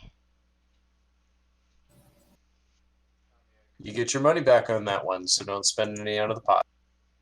All right, that's Solaria. Next up, Egida, you're not gambling, correct? Yes, I'm not gambling. Are you going to help anyone else gamble? I want to keep an eye on everyone. In case things go south, I'm ready to jump in and help. Okay. Duly noted. Haley. Haley is going to go over to the bar, Mm-hmm. ask the bartender for a double of their best top shelf. Meaning, Okay. put 10 gold on the counter and wait for her drink. They will go ahead and pour you. It's out of a barrel. When they pour it, it looks like they're pouring magma into a glass. Okay. She slides it over to you, and she goes, "It's got a hell of a kick. You got more Awesome. balls than any of the men at this bar." It's kind of what's intended. I'm not going to drink the drink, and then I'm going to come over here to this table Yeah. and kind of just look at the guy. I'm You should- trying to make sure that he kind of gets attention. Make me a persuasion or straight up charisma.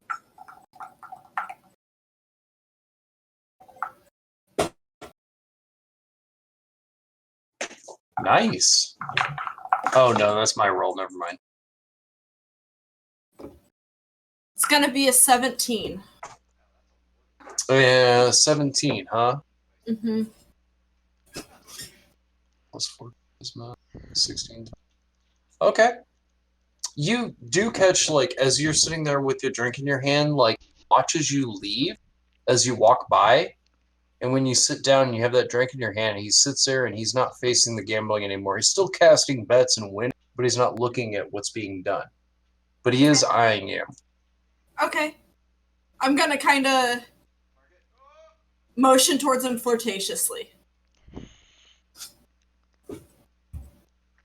He'll take a step off his bar stool. He calls the waitress over, and he gives the waitress a bucket of cash. And he'll walk over to you. He says, "It's a shame to order such an expensive drink." And then he looks at you and he goes, he kind of trips over a little bit of the carpet on his way. And then he says, he bites his fingernails a little bit and he goes, it's a shame for someone to order such a interesting drink and not even drink it. I didn't order it for myself, and I put it down right next to him. He looks at it, and you look at him being an Air Ganassi. He said, "Oh no, what?" With I him don't- being a Sorry, I don't know what my brother is playing, but apparently something just swallowed the key, and I assume it's a bad thing. It's fine. interesting. As an air ganassi, and he's that blue, he looks at it and he goes, "It's not exactly my brew," and he'll blow on it, and when he does, it kind of frosts over a little bit, but it's appreciated. I would have been more impressed if you drank it. I didn't exactly know what you were interested in, but I hear you're the person to talk to if you want to, maybe get over to that table over there. He looks over and he's like, "So you're looking to flirt with me to get a seat at the head table?" I might be interested in something. He looks over at the guy who's casting the dice and he goes, "Place a bet." Okay. I'll put 200 of the tokens down on there. What's the game? It's the same thing that they mentioned as Lyrics. So they call it Three-Headed Hydra. Okay. I put 200 gold or 200 tokens on there. Raised ante, they'll all call it out, and most of the people will step down. And the Erganasi, Geth will look at you and he smiles. The dealer says, "What is your number?" My number is 6.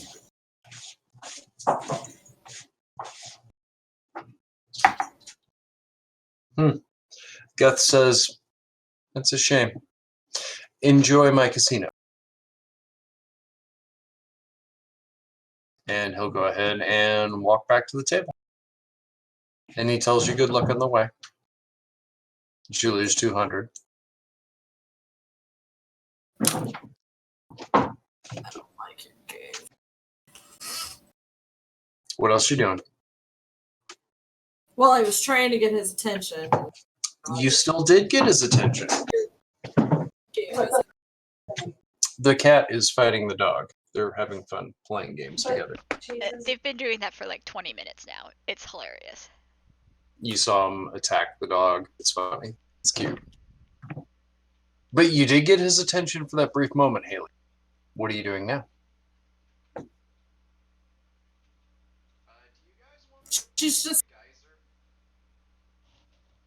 She's not one to follow the plans, so No, she's not. Let's see what you got. That's my favorite part about Haley. I can't wait to see what you do next. That may not have worked, but what are you gonna do?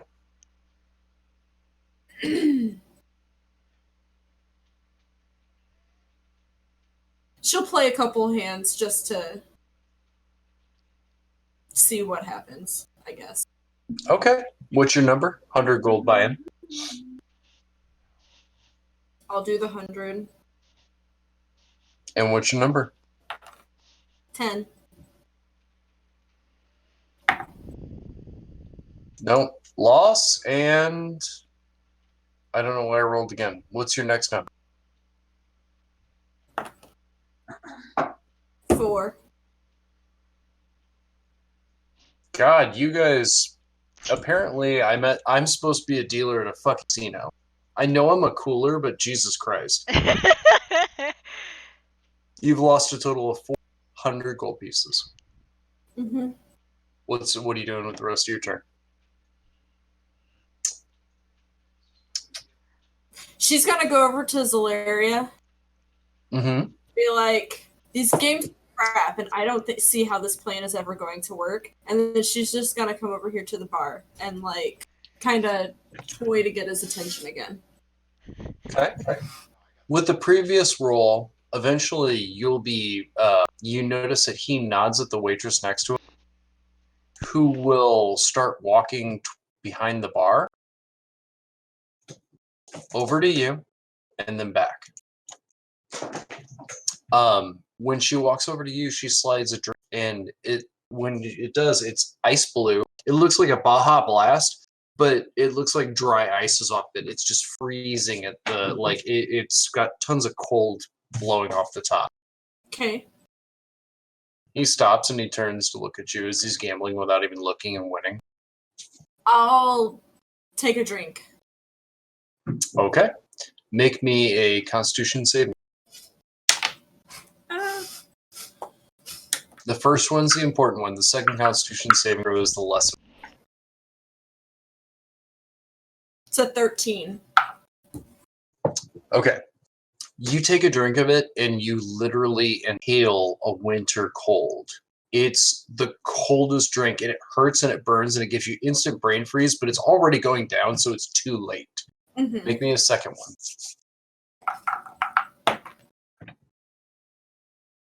That one's 18. Okay. You're not drunk off of it. Your lips are immediately parched. It's like you've been standing out in the winter cold for days. Your lips immediately are chapped beyond all possible belief. They start peeling back. You can't stop shivering. Every 10 seconds, you just have this chill.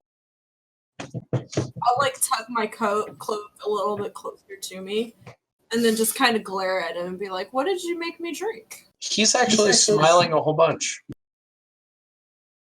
Like, I didn't say it out loud, but I kind of looked towards him like, "What the fuck was that?" Yeah, he's just smiling, real big. And I'll just wait for him to come over and be like, "I'm sorry," or whatever. Make me a persuasion. One more.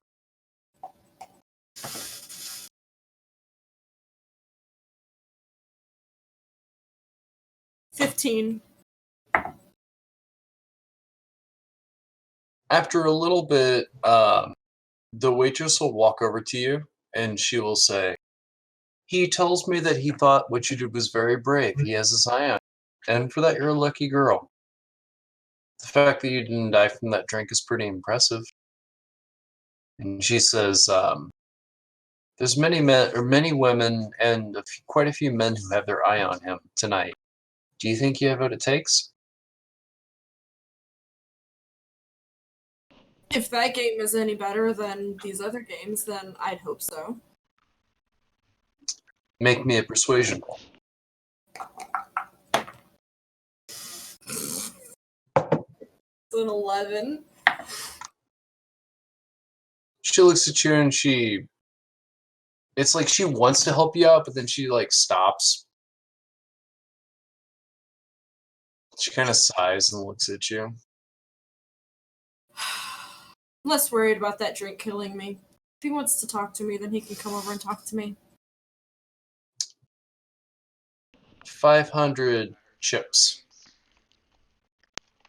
I'll put 500 on the counter. She'll take it and she'll swipe it in. She goes, "If you want to get his attention, you have to do something really ballsy. You either have to bet a whole bunch of money on something and win, or you have to risk life and limb at one of the two main tables." She says, "Or you can have a great singing voice, but you're either born with it or you're not, honey. So," and she'll take the 500 gold or 500 chips and she goes, Of the ballsy games, which one would you suggest? I She saw was- the one over in the corner, the thief one. "The Thief and the Corpse." She says, "That will get his attention. Not a lot of women play that game.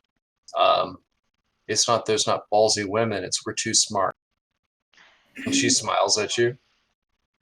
But if you do that game, he definitely will have your attention. You'll definitely have his attention. The one in the middle, you risk life and limb, literally. Mostly, your arms can be severed. It's a cursed blade. If you touch it, no amount will help you grow back your limbs. But he fancies that quite a bit too. Alright, thanks for your information. And I'll kind of ponder where I'm gonna go. She'll move on. All right, Mickey, what you doing?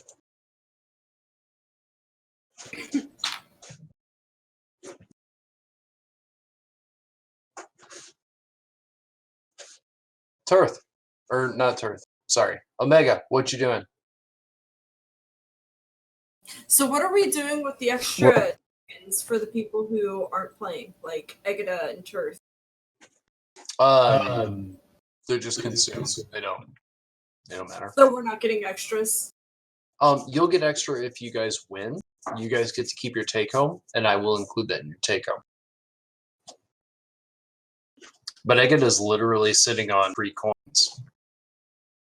He refused to take them, so but it'll be considered into that. Omega, what are you doing?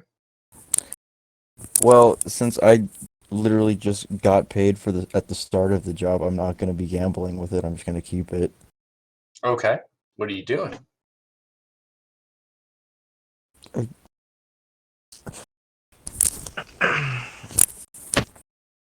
I just said I'm not gonna gamble with it.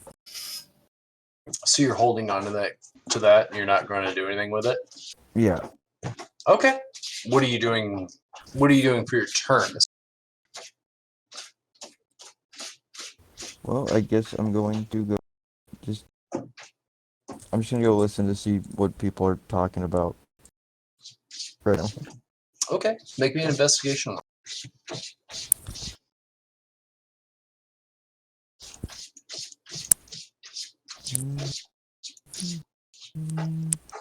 Investigation. It's gonna For be Terry. 12. A 12. Yeah. Gathering information, you can gather that most of these patrons have wandered in. They might have been adrift in space. So in the ether, there's several things that can get you adrift in the ether. You could stumble on the ether and accidentally walk through a portal and be like, well, fuck, I'm stuck. And then, they eventually ended up here. Most of the people here are nobles. They've sought this out. Time travels incredibly differently in the ether. In the ether plane. Judging based on these people's clothing, they've been here for some people as much as 100 years. They haven't aged much more than 10, but they've been here forever. Okay. Almost all of them look like they've been kings of old that have come here with money and got stuck in this limbo of gambling. God, that sounds horrible. Yeah, and they're all rich. They've been rich enough, or at least won enough, to where they're still here. So you gather that, and that's interesting. The construct of time is strange for you because you don't have an expiration date. Right. I mean, you can get shot in the face and die, but right, you but I don't die. age. Yeah, these people wear down really fucking fast, and they can't replace their parts. So the fact that they're in this weird addictive limbo is very awkward to you. But you can gather that's what most of these people are, is they seek this out. They've come from other planes. They've spent resources, maybe even kingdoms worth resources, just to come here and spend their last bit. And most people, it's just a exchange of money because they all seem to win pretty evenly. Aside from that, which you can gather is the talk is that no matter what, you can never win against this place. That the owner of the casino is always the house always wins. Till the house goes bust. Yeah. Also, hashtag the game was rigged from the start. Well, it seems like this is going to be an 18-karat run of bad luck. If you didn't already have inspiration, I give it again. That was amazing, Josh. So you can gather that information. I already had inspiration, so I'm gonna go ahead and give it to Landon. Done deal. Thanks, dog. You can also gain the idea that Dindo had here, bought hookers, and immediately went to his room. I already got my payment from him. I don't need a double dip. Just double check. All right, that's just double checking. I'm gonna check in again. Jonathan, do you want anything?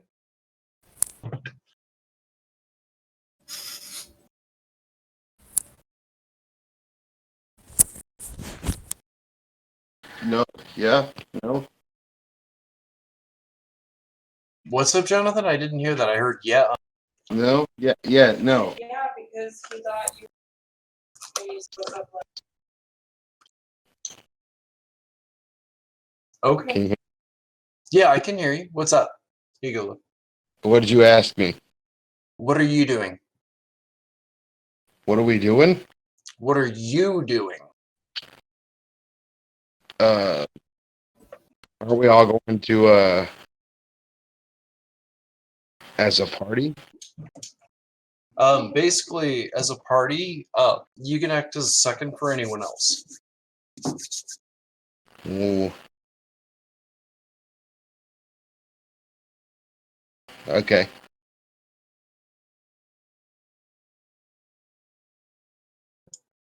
So, what are you doing with your turn, Jonathan?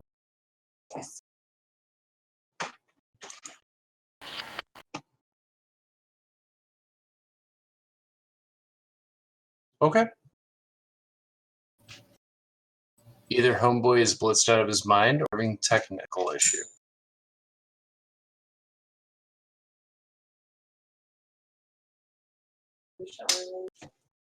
I will, Jonathan, if you can hear me, if you want to act at any point, just call out. You can also text me and you can also send a message in chat. Bartholomew is going to do a turf thing, and he's going to go to a table, bet all 2,000 gold on one roll. He's going to bet on the numbers 12 and 2. And he's going to get all of his money back. He's going to do the same thing again, 12 and 2. And then he's going to lose everything. And then he's going to go to the bar and say, fuck gambling.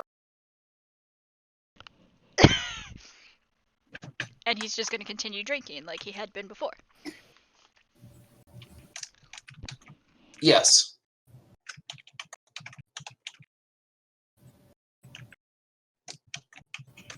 So, yeah. So, Turth will lose all 2,000 in 2 rolls.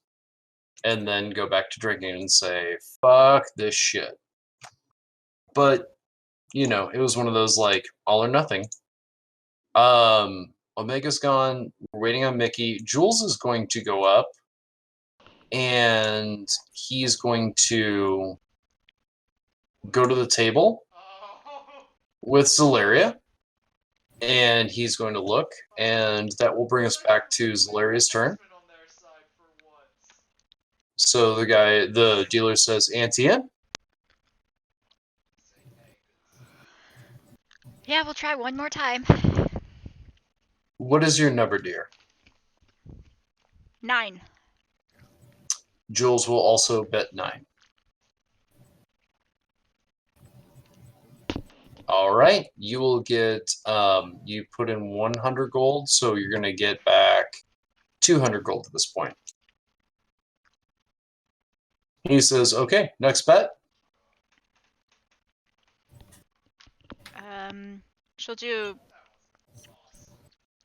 Actually, she's going to take a step back for just a second and look over at Haley to see what Haley is doing, and she's going to debate on if she needs to go talk to Haley.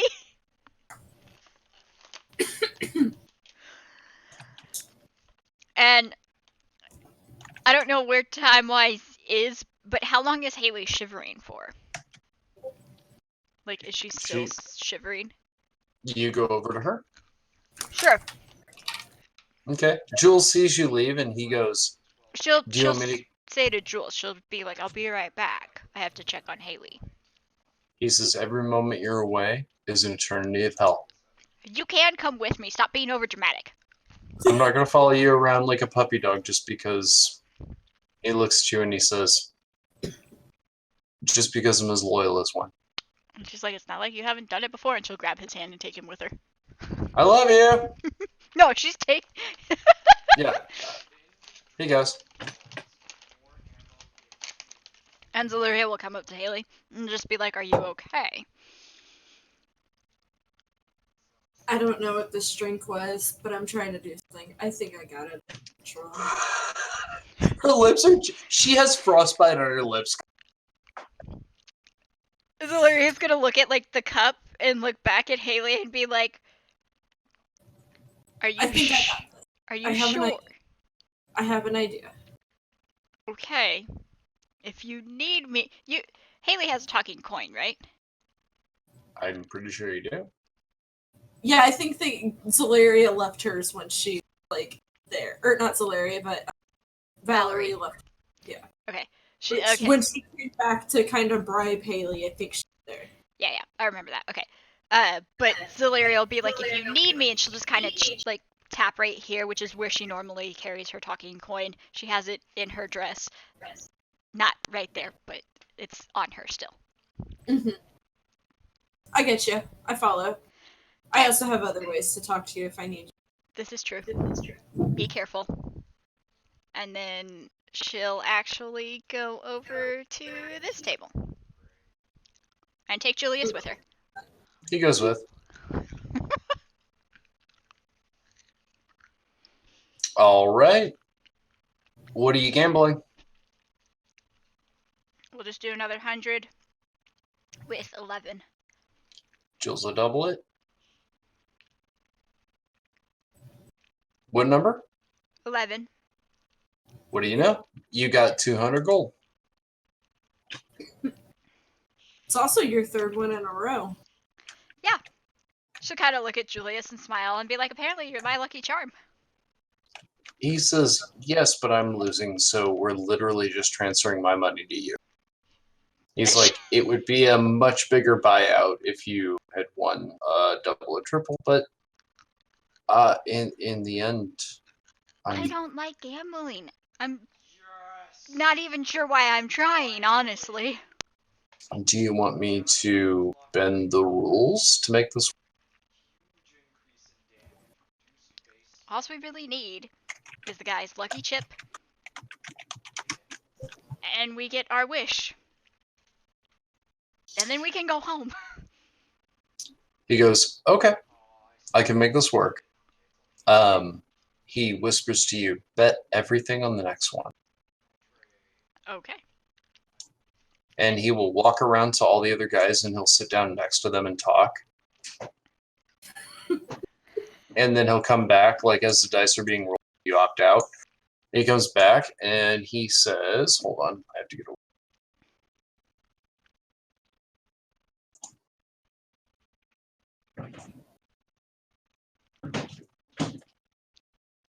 Okay, so he says, okay, go ahead and bet everything. So she bets everything. What's your number? Jeez. We'll just go with 11 again.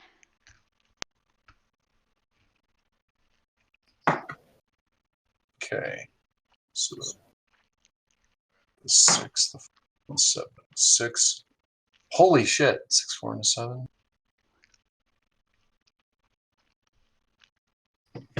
So you lose all your money, but all the other people had actually bet on the 7 and the 6. So betting all their money, they would have enough. They each walk over to you and they say, that was a good round. And they give you their cash.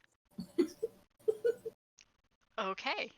One of them winks at your husband and then smiles at you and then leaves. She'll kind of like give Julius a look at the wink, but she's not going to say anything. So you're up to, at that point, hold on, let me do the calculator here.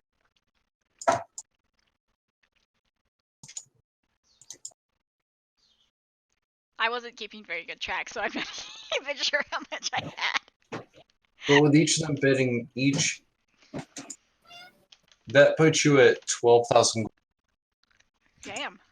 Okay. Because of what they bet, and then there was only single rules, but each one of them betting, that's out of 2, 3, 4. That's out of 4. Jules is out of money. But they have, yeah, please, and thank you. So they essentially give you their money. Jules sits there and smiles, and he's like, what can I say? There's a grayscale in this world. This entire place is a grayscale, honestly. So he gets taken care of that. Jonathan goes over to a table and he bets 300 on the number 12 to a table. So the gentleman looks at him as he's betting 300 and he's like, on a number. He's like, yeah, and then he's like, on the number 12, so that triple! 3, 4, 6, 7, 8, 9. 900 is Jonathan.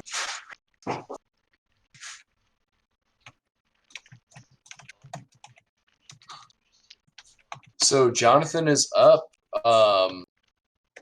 2,900. Like, pretty much already. That's disgusting. So yeah, Mickey walks up and like just does it like the way that Mickey does. Also, Jonathan, you can declare that still counts as your divination. So if you want to cheat essentially at rolling, that's what you're good at here. Thank you, love. So yeah, Mickey Leone walks up and he's a natural gambler, man. He always has been. So he just walks up and fucking gets some take home. All right. So let's see. She walks over here. Okay, so let's see. We got Zalaria's turn. No shit, it's the gypsy. Like, you're perfect for it. Egada and Omega are not in. Turth is already lost. Zalaria's got it. Haley, I believe, is next, and Mickey is still gambling. Haley, we're seeing what Mickey is doing. What are you up to?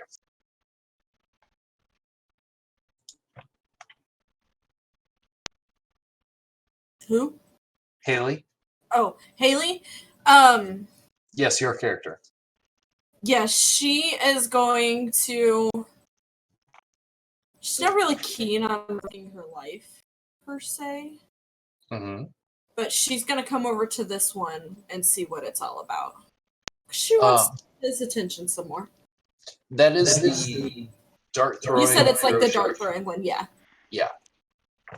Again, let's just take a brief moment to say that, Ryan, thank you for buying me this program because I can make things like this. Look at the detail I was able to put in that map. Mm-hmm. All right, go ahead. So you walk up and the guy's like, hello! Fancy throwing a weapon? Are you a warrior yourself? I've been known to be a warrior of some sort. What? He says, What's the game? He says it's a 100 gold buy-in. At this point, that's what the last gentleman put to. It's a game of chance. It's the closer to the target, the better the payout. You can bet as much as you want. All right. I'll put like 400 gold or 400 tokens on the counter. You're a big gambler. Buy-in, yeah. What is your weapon of choice, my dear? What's his weapon? Whose? Which, the gentleman that's right there? Yeah.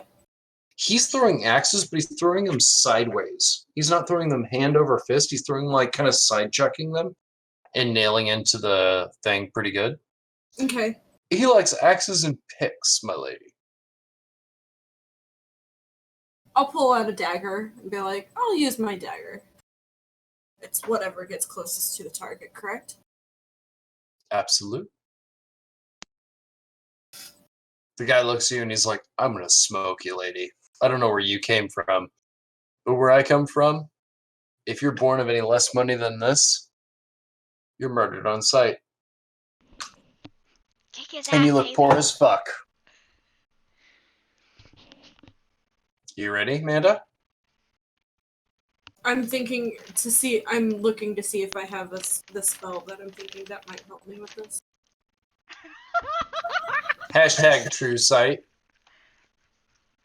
Or not true sight, true strike. I don't have True Strike. Sadly. I'm as ready as I'll ever be. Alright, let's see what you got, Ragamuffin. Roll to hit. Yep. Using Dex. Well, I guess I'm proficient with the dagger. Dexterity and proficiency bonus. I got a 15 total.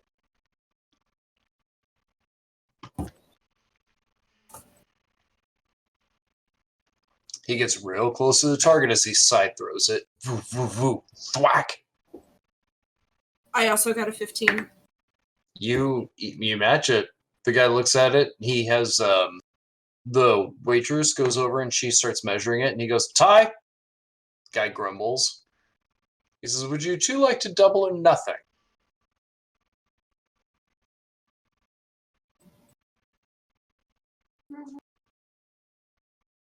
Would be all I have. So I'll put I'll say yeah. Sure. Double or nothing on this. Interesting.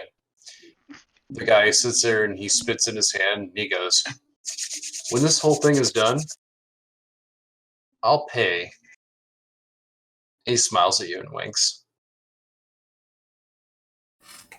Oh yeah, how will you pay? He's like, "I don't know. Is your time worth 10 gold pieces an hour?" And he throws. I scoff. Oh, for a total of 10. Beat his ass, Haley. Come on. 11. You beat his 10. Yes! So I know. he lands it on the side. He loses his money. Double yours. Nice. What does that put you up to? That I was would have been double or nothing. Was I put 4, 6. 8, so that's Oh. 600. 600. 1600. Ooh, 1600. I put 800 down because it was double, so that would have been 8. Done deal. What else you doing, Haley? I'll say one more try. The guy nods and he goes, "Okay, 600 gold pieces this next shot." 600 gold pieces. Mm-hmm. I'll put the 600 down. You ready? I'd like to move in range. Yeah. Just approach the table, but keep my distance. And I'm gonna cast Bless on Haley. Isn't it a touch spell? No, it has a range of 30 feet. Nice. So that adds I just D4. kind of take out my holy symbol, not out in the open. I'm just kind of holding it like by my chest, and I'm just muttering the prayer.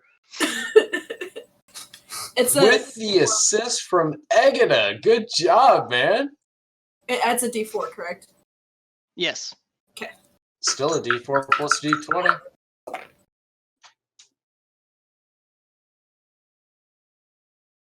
I got an 11 total. 12.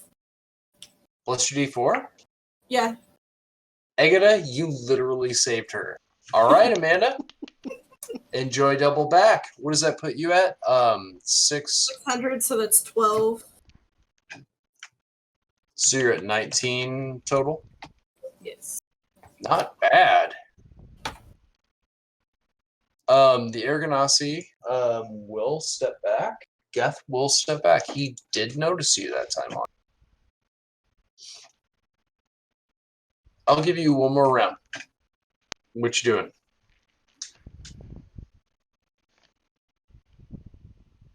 I'll put it in. I'll say one more try.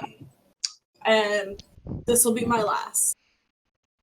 Your opponent says, "Okay, how much you putting in?" I'll put in 1200 this time.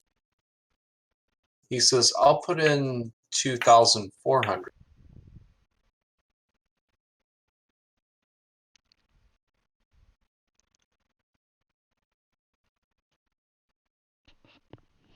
All right. You gonna match it? I don't have enough to match it. Not even out of your personal goal? You have 16, so you're 16 in winnings. No, you have 19 in winnings.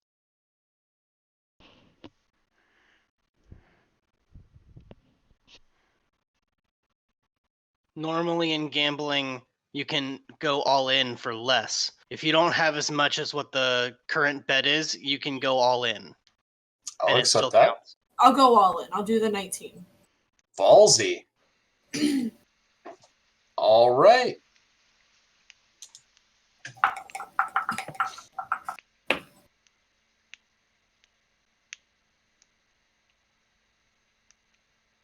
I got a 13.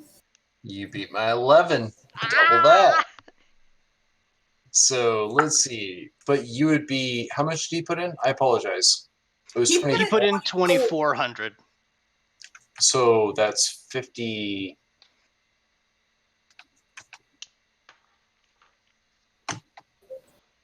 And then that's plus 19. So it's, 69. yeah, not bad. So good job, guys. I haven't heard a. I think Jonathan thinks that you're talking about him. No, I just saw what he said. Pulling out. Okay, Mickey won some gold though. He didn't win enough to get invited to the head table, but because he pulled out too early. But you guys will get as like the gambling's stopping, they're changing over dealers and they're doing the whole like hands off. They take their coins. Everyone's sitting around waiting.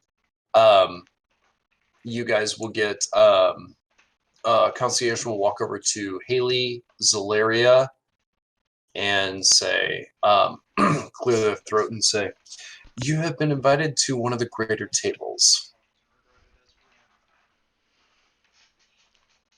Okay.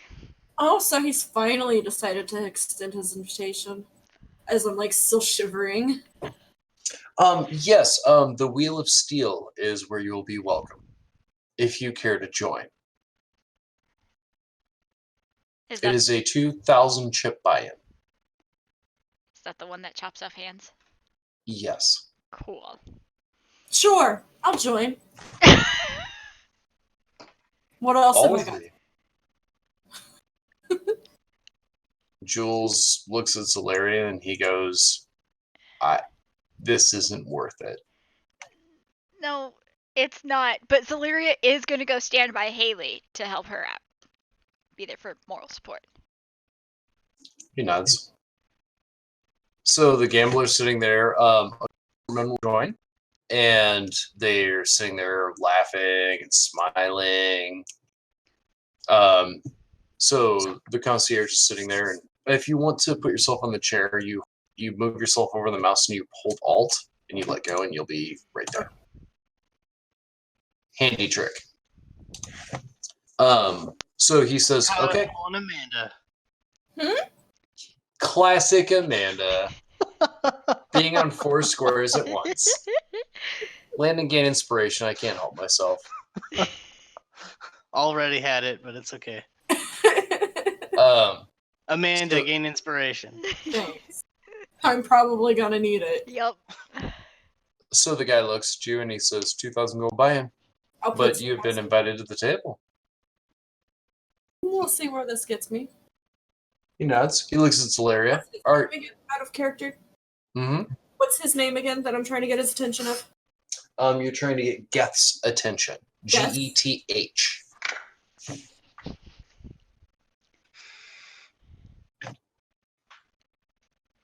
He says 2,000 gold buy-in. I put the 2,000 gold down. He nods and he sees it. He sprinkles all over these gold pieces that are in the center. He starts sprinkling like a bunch of salt. And he takes the blade and he starts spinning it. And he starts spinning the other blade the other way until it's like a helicopter. Spins a whole bunch. And he goes, "The lady has the first pick. What you grab is what you keep." And you see piles of gold in the center. And the spinning blades are sitting there looking at you. The concierge says, "Be warned, the blades are enchanted. If you use a finger or body part, they cannot be grown back. Good luck to all of you." You're sitting there just looking at the helicopter spinning. I kind of think to myself as like, well, I've lost worse, and I'll put my hand in. Make me a reflex save.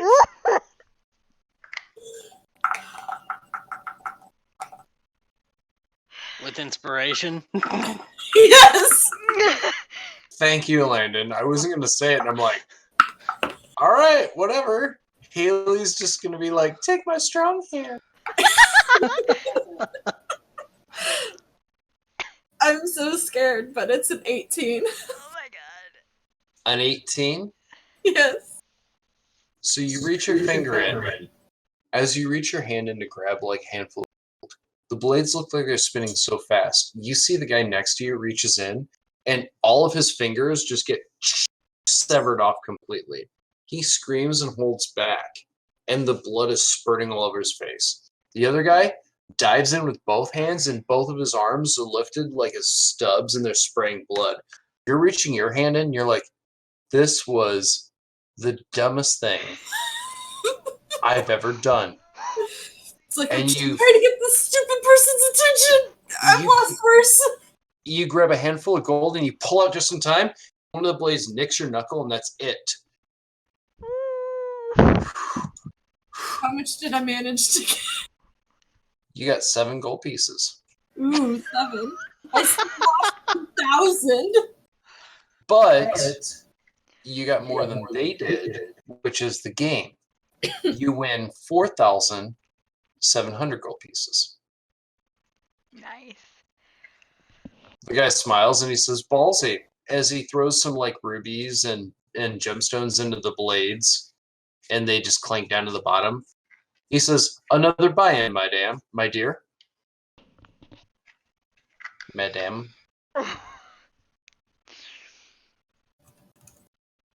As these two guys go to the hospital. So I'm up to 11,600. Yeah. All right, yeah, sure. I'll put in another 2. He goes, okay. One pause. And he nods, and a waitress brings over a drink and sets it down. He goes, for this game, you must drink before your next pull. Am I still affected by the cold?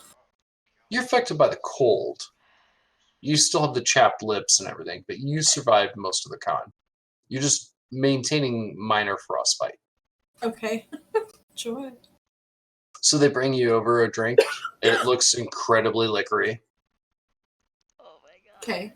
I'm gonna kind of look over my shoulder to the owner He's definitely staring at you. and just drink the entire thing. Whoa. Did somebody's vibrator just accidentally like turn on? Probably Terry. My phone. You what? I said, Probably fuck you, Terry. you know it's my phone. I'm gonna just take the entire drink and then be like, okay, what's next? At this point, Zaleria just starts praying to every god that will listen. I also Um, forgot when she was making her deck save, she's within 10 feet of me, so she gets +3 on her saves because of my Kind- aura of protection. Kind of a fucking important thing, Landon. Yeah, it would have Yeah, been my a bad. 22. But I'm remembering now, so how about that? No, it would have been a 21.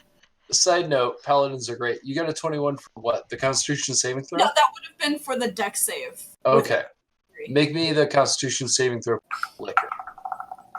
Oh my god. I can't. 17. Nice. You find yourself seeing double, and you're like, oh shit, I'm going to reach into this blade, and you go to reach in, but you like hold off a second. You're like, I'm not drunk, but go ahead and reach in and make me a dexterity saving throw. Is it regular? Or do I have a disadvantage since I took the. No, you got a disadvantage. You rolled high enough on the Constitution saving throw. That's cocked. Remember my +3 as well. Okay. 19. You somehow reach in and grab some of the rubies and the other gemstones and pull out. It doesn't nick your finger as much as it takes a small section of the tip off, but you gain a whole bunch of gold and a bunch of the rubies. So the gentleman looks at you and he nods and he stops the blades and he goes, "Excellent job, my dear." He goes in and gives you an extra 5,000 gold pieces. He says, the first challenge has been accepted, or the first challenge has been completed.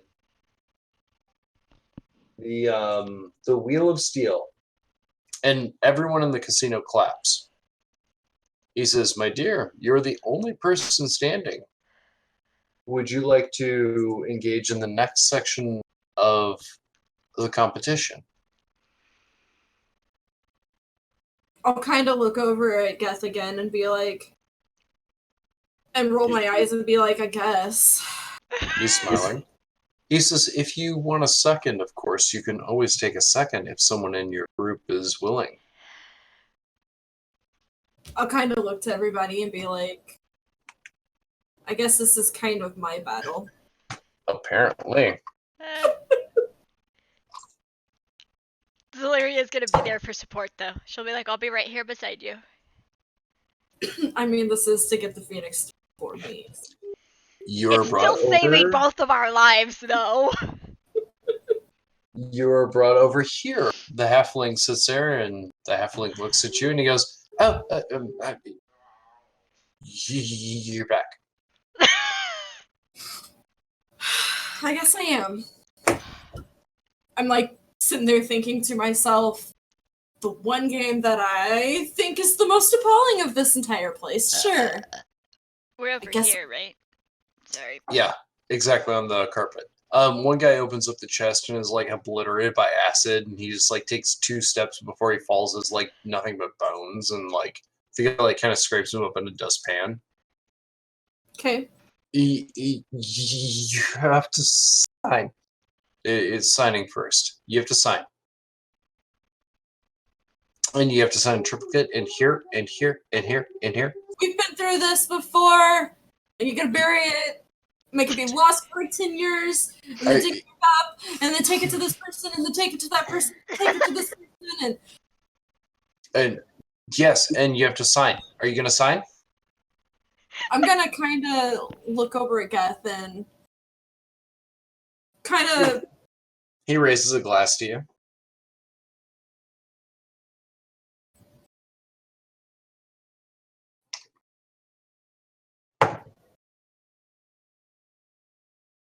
I'll sign the stupid fucking papers. Okay. Before you is a man who has died as he fails, and he's eviscerated by 17,000 blades. There are 3 treasure chests. He says, the halfling looks at you and goes, pick anyone you want. And good luck. Okay, so far since I've been over here, I've seen someone stand at this one and Yes. this one. Yes. So I'm gonna go to this one. Ballsy. Okay. Agada following or close behind. For support. Yeah, I'm watching. I'm curious. The statue. I'm getting into something too stupid. No, it's totally stupid. The statue itself looks pretty ominous. Like, you look next to you and you see, like, there's a person who's been reduced to, like, they got sprayed with some kind of chemical that literally, like, liquefied everything but their skin. And they're just, like, a fleshy mound. That's it. You sit there and you look at the edifice of this ram that looks at you, this gargoyle ram, and the treasure chest with the gold just, like, laid across the top of it like it's nothing. Mhm. The lock. Would you like some thieves' tools? Complimentary. Yes, please. They hand you thieves' tools. I am proficient in these tools, actually. Tell me, Amanda, that you have the spell knock.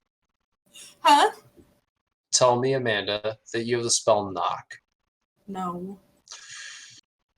Let's remember this is when she died the second time. Okay. What do you do, Amanda?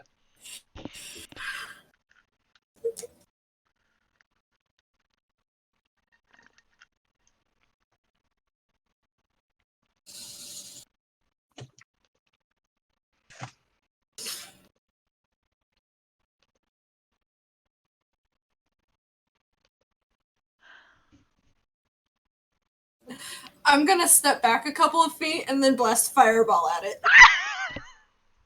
You fireball it? Okay.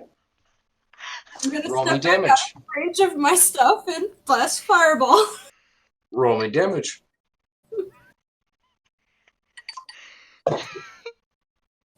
Bye. As I look up the difficulty of a treasure chest and then times it by 3.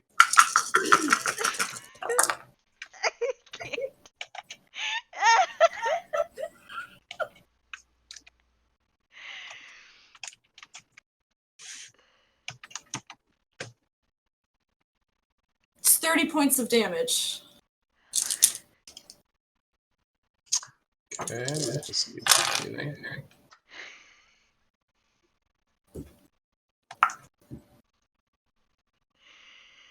Oh my god.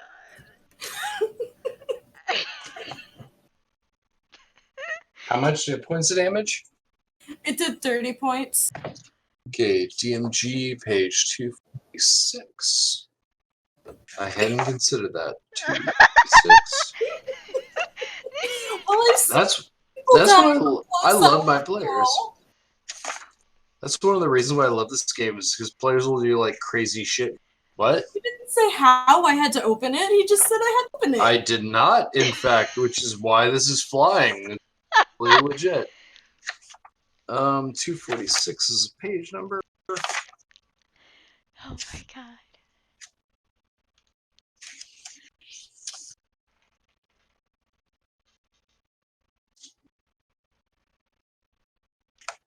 Okay, 246, a treasure chest. And then times 3. How much damage, Amanda? 30. I also put it at. Good job. You step back and you cast that, and then the guy goes, that's against the rule. And then the minute you do it, boom, it explodes a lock. Blows the entire thing up. Coins just explode everywhere. The halfling sitting there, and he's like has a single gold piece stuck to his forehead, and he's like, "That's not that. It's in the rules you signed." You never explained the rules. You didn't say how I had to open it. You just said that I had to open up the chest. And Geth will say, "She's correct. You're inappropriate in how you explain the rules." And he goes, "Come here. It's time you met the head table." He motions me over to the big table now. Mm-hmm. All right, I'll go over there. How much coins did I get from that? 6,000. Oh my god. How much was the buy-in for it? 2,000, I think.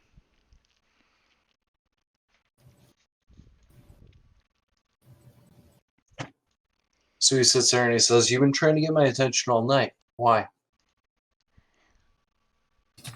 And remember, I'm an air ganassi, so Let's just say I'm interested in a particular coin.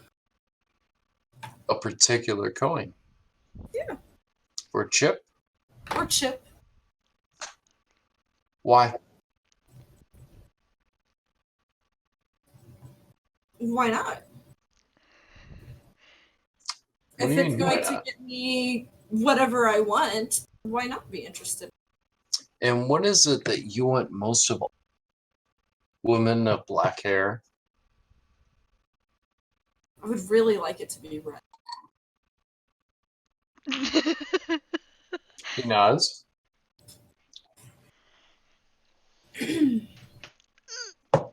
Okay.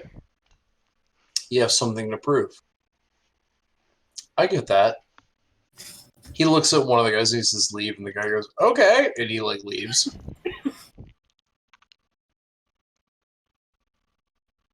He says, "Okay." At this table, you've bet your body twice now. Are you willing to bet more? What else have I got to lose? He says, "Your immortal soul." He looks at you.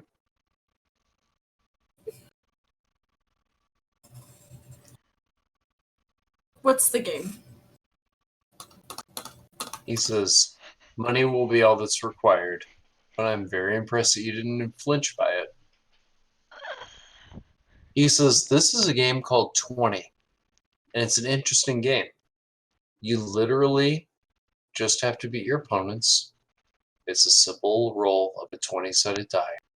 One cast, no bonuses, all risk, one go.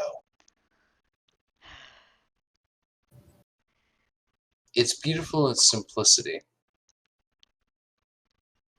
How much are you willing to bet?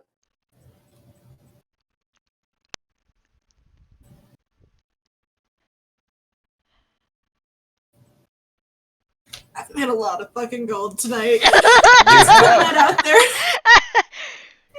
And Zaliria's totally willing to give some of what she's made, since she's not playing anymore. How much? The 12,000 that Zaliria's made, she's willing to give.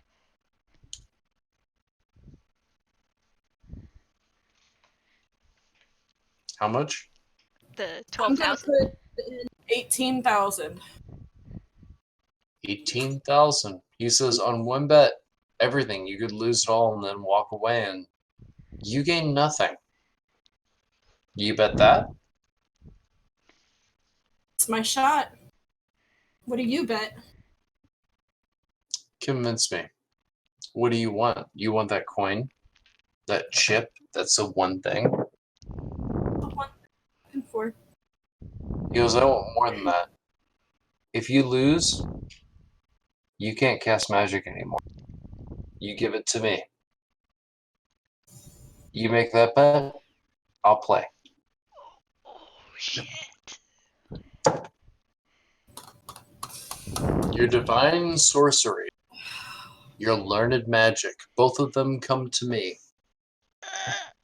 You're willing to bet that on a single roll of a 20-sided dice, and you have yourself a deal. He smiles and he turns at you. And he winks. Out of character? Oh my god, guys, I'm completely fucked. I'm so Yeah, sorry. Amanda. Yeah, Amanda, you fail at this, I'll strip you of all your character levels. This is a rough guess. You'll be playing a fucking commoner. It'll be a rough game. And I'm sorry, I've never played easy on you, but I know you have what it takes.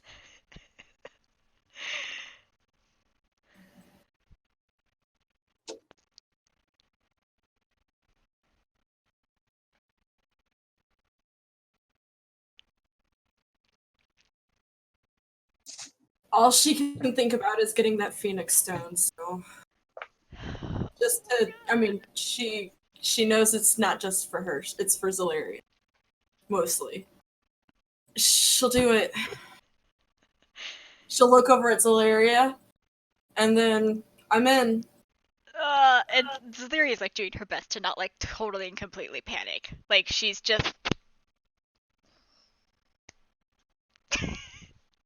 and she is still praying to whatever gods will listen. Well, there's a god next to you that will listen. He's like, I can literally hear you as you're praying. Then help her. That's all she wants. Yeah, you can make me a persuasion roll. Me? Yeah. Hold on, I had to find my d20 there for a second. Fuck.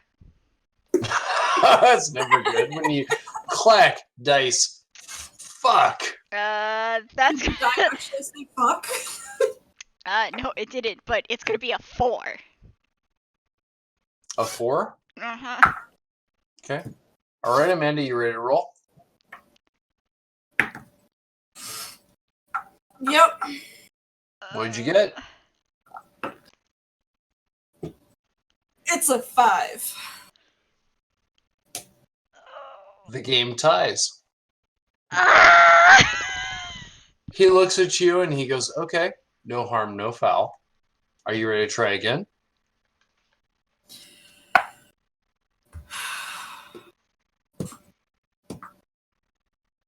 I win. I get your chip and everything that's on this table, right? He nods. Yes. But I win. I get your spellcasting capabilities. Deal?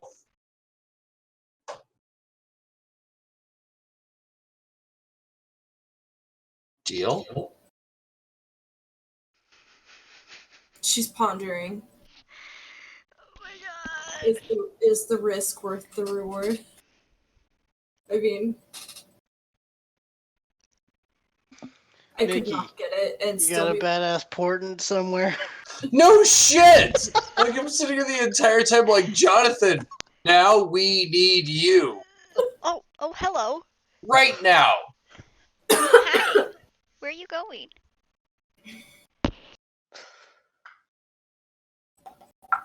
All right, Amanda, you ready? I guess this is it. Go. Holy fuck. You are so bent.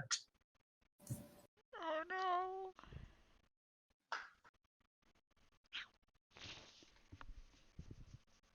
It's another 5. So you sit there and you bet your spellcasting capabilities. Fire. God damn it, Jonathan. That's not what we were expecting. No, we were expecting you to pull out a portent and say, no, you actually got this. You rolled a 2. So you sat there and you sit there and you both cast the dice and they start rolling. And his goes on a 20 and yours goes on what you get. Yours goes and lands on a 5 and his is sitting there at 20 and you're like, shit, this is it. And then Jules sits there and goes, he laughs a brief second and it rolls into a 2. And the guy sits there and goes, okay, you win. Congratulations.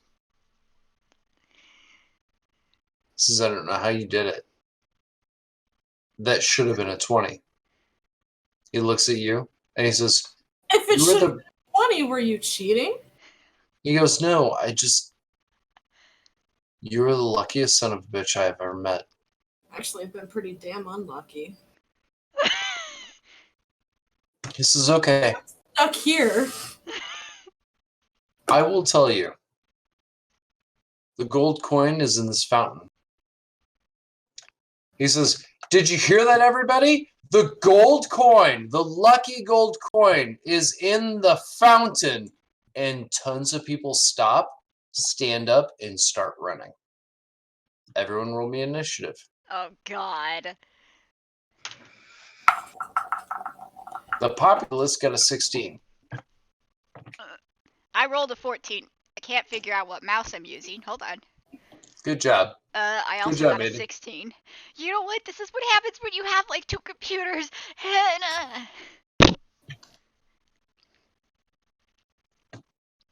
All right. So, unless Mickey or Omega have anything else to say, Landon is the only one who's got a shot at this. I'm gonna cast. How You're far gonna away? cast How far away am I? Quite a ways. from who? From the I'm thing? gonna cast Dimension Door and go directly to the fountain. Okay. You have 500 feet with Dimension Door, as long as I can see it. okay. You can be on the top. You can be on the top of the thing. You can be anywhere you want. Yeah, I'm gonna cast Dimension Door and pop up right on the top. Move yourself anywhere you want to on that fountain for turn 1. Again, anyone else besides Landon gets to go? Because all the people will run to it that are within earshot, which is everybody here up. So these people will run and say, like, holy shit. Celeria is gonna like put her hand on Jules' shoulder and be like, help Haley get the coin, because she can't run fast enough to get there in time. I was And like, then she "Pop up dimensions right door. there." No, no, no. Anyway. Zaleria can't get there in time. Zaleria's only got a 30-foot speed. If you ask him to do it.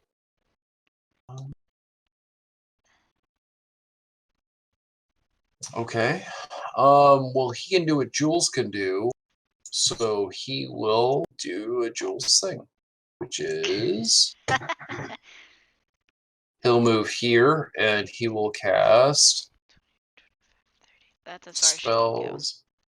Amanda, if you look over in your chat, you see there's a chat section, and there's the art library, and there is the journal.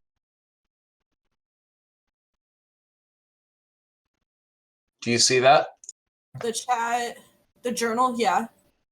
You can do cool things like this. He will cast Wall of Fire. So that So that no one chooses to be there. So he will do that. That is his turn. Haley teleports Omega. Anything? I think he got DC'd. Possibly. Mickey? Agata? Question. Rules Mhm. question. Yeah. Am I allowed to cast more than one spell a turn, as long as one spell is an action and the other spell is a bonus action? I'm pretty sure if you do a bonus action, it is okay to do an action, and that is how you cast spells. That is a difficult section. Okay. So, I have to review it, but I'm pretty sure that's how the rules go. It's how we've always played it. Yeah. Yeah. Usually it would be you can only cast a second spell as long as it's a bonus action. One is a action, one's a bonus action, and one of them has to be a cantrip usually.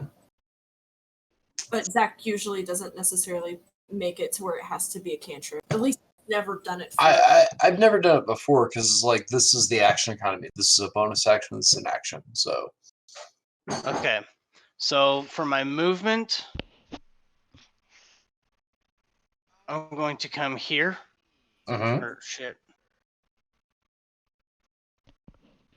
So that's my 30 feet of movement. And for my bonus action, I'm going to Misty Step here. Ooh. And then for my standard action, I'm going to cast Catapult. Okay, cast Catapult. Jonathan is casting Fireball. I need to know where Jonathan is casting Fireball. Fireball was towards the gambling. Yeah. Can you ping where? Go ahead, Agata. Keep going. I want to cast Catapult on the coin in the fountain, and I want to catapult it into my hand. The only problem is there's so many coins, and you do require a line of sight. You can make me a perception investigation check at a -5 and see what you get. Kilo.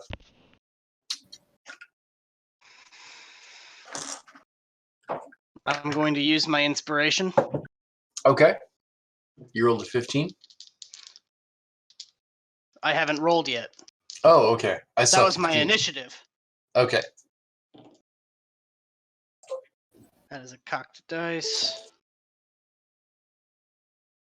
It's a 14. Motherfucker. I had it at DC 10. Okay. Yes. You catapult into it, and you pull a single coin from one of these spots, and you catapult it to you. It moves 60 feet, am I correct? The range of the spell is 60 feet, and the catapult spell moves the object up to 90 feet. So you flick it towards you. So you sit there and you you stop on the wall and you look at the coins that are glistening in there, and you just like flip it towards you. Mm-hmm. It goes and it swings through. It goes through a bunch of fire, and then you go to grab it. Yeah. Okay.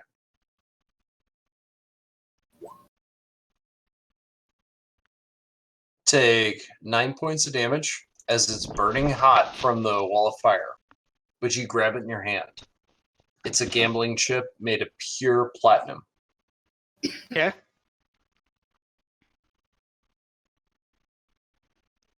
I have it. You have it. Everyone else seems to sit there and like starts to go fire, and they stop. And you sit there and you hold the gold or the piece. Haley, you teleport to there. You look at all these coins in there, and there's only one. And you go to reach for it, and Negata like actually is able to claim it in time, and calls it to him. As I see him do that, I turn and look at him, and I'm like, "Thank you very much." And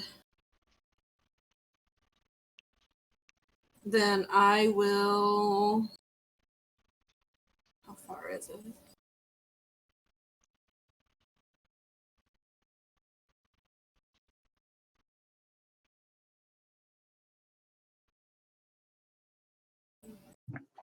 I'll get down and jump down to here, because I'd imagine that it'd be considered rough terrain, getting down off of the top of the fountain. Yeah, okay. So, like, what's that? 15 feet? 20. 20 feet? Mm-hmm. Okay, so then I'm, like, here, I guess. Because I'm not quite down. Okay. And then...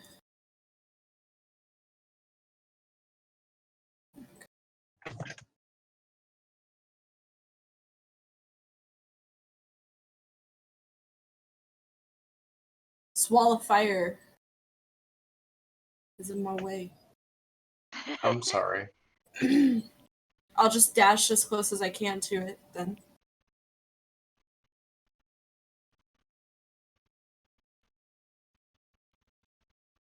I'd imagine it'd take my entire movement to get down, so then I'd only have the 30 movement from there.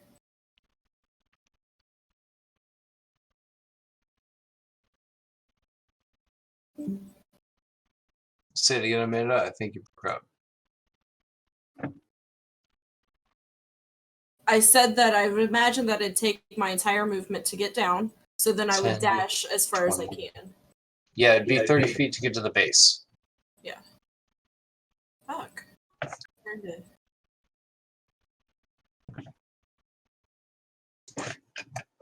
And then I'll get right to the wall.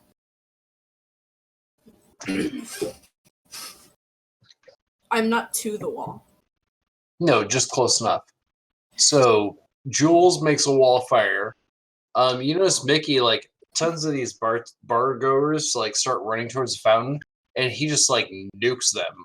Which we're waiting on the rules for that, but I think 6 people are gonna fucking die in a serious way. Haley goes to see the coin, and Negata sees the glisten of it and like snaps it into place, goes through the fire, he takes the burn damage, and holds it. Haley runs towards him. So this is the situation you guys are in currently. Everybody like kind of stops and they like look at Egata like they're gonna like overwhelm him for a brief second.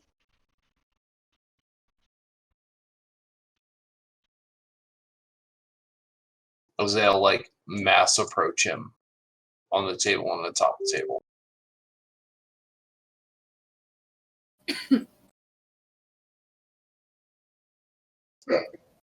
They're all sitting there looking at you, ravenous with the want for this luck. What do you guys do? Hold on. Gotta pull up the page I need.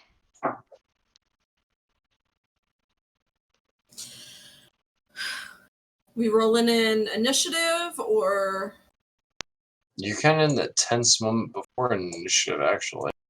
okay? Where like the entire group is sitting there looking at you all. All right. So I'm seeing all of these people swarming up towards Eglet, and I'm also going to cast Wall of Fire directly behind him. Okay. So it is like this. Can you pull it from your? It's your. I'm trying. Okay. It's your third tab. It'd be fire, and then it'd be lines, and then it'd be the size. I think it's 90 feet. 120 foot range. Oh shit. 60 feet long and 20 feet high. So you grab the 60 and you grab by the name and you drag it. And that's how you do it. Zolaria's gonna turn into a lion and run at the crowd. We'll say this guy. How do I rotate it? When you click on it, there is a little dash and a dot at the top. And that's how you rotate it.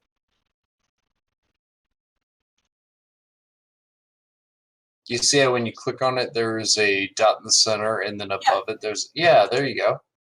And then move that. I spent 6 hours doing that for you, by the way. You and Mickey. I'm going to put it up right here so it's going to get the most people. Oh, shit. Jesus Christ. Hold on. Okay, I'm trying to fix that. No, Sorry, it's stream. Right here so that it's getting like all of these people right here. Holy shit. Yeah. Burn a fuck ton of people, and you're like, boom. What's my reflex save? Your reflex save is 16. Do I Dex. need to make a reflex save? I was kind of waiting to see where she would put that, and I could definitely move where I'm at.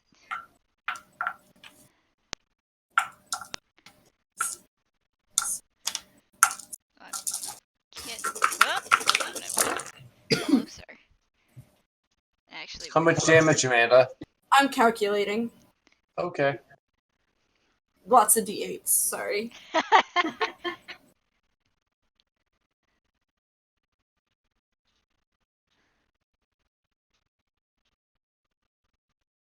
It's 40 points of damage. Oof. Half if they. Wow. None of them succeeded. So you literally just killed a bunch of people. You're like, as like Julius races the wall, Mickey lowers a boom on other people. Like Agatha runs up and grabs the coin, and then Haley like spreads her hands and just like nukes a bunch of people. She sees everybody like rushing towards Agatha and is like, if he's protecting us, I have to protect him, and I just do like a big whoosh motion as I raise the wall of fire, blocking them from him. So you stop it. Tirth walks up and will guard Agatha as well. Agatha looks all intimidating. The other guys are sitting there watching these people like burn in an inferno. As you have the coin. What do you guys do? All the people stop. That's plenty of aggressive output to make them be like, no, it's not worth it. It's not worth dying.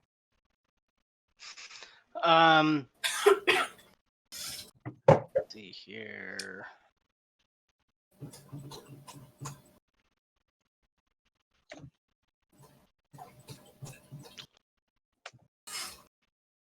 I am going to. I'm gonna walk up to. I'm gonna walk right there, and this guy. I'm gonna look him right in the face, and say, "I have no quarrel with you, but if you attack me, I will be forced to defend myself." And with that, I'll take a ready action. That if any one of them attack me, I will cast the Sword Burst cantrip. Persuasion or intimidation. You may take your pick. My persuasion is higher. That's going to be a 22. A 22.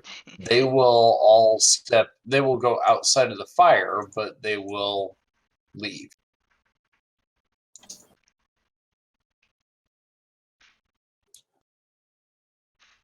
That is Agatha's turn. Zolaria. She's currently still a lion and is just actually gonna hop through the fire over here to defend Agatha also. Okay, you jump the fire, reflex save. Haley, it's against yours. Cool, that's not what I thought it was. I thought I rolled a 1. It's a 7. It's fine. You said reflex Amanda? save? I'm pretty sure, Amanda. You don't have an empowered one. So Amanda muted herself. Sorry. Do I have to re-roll again, or no, you don't roll. It's what is your DC? my DC was a 16? What did you get, Zalaria?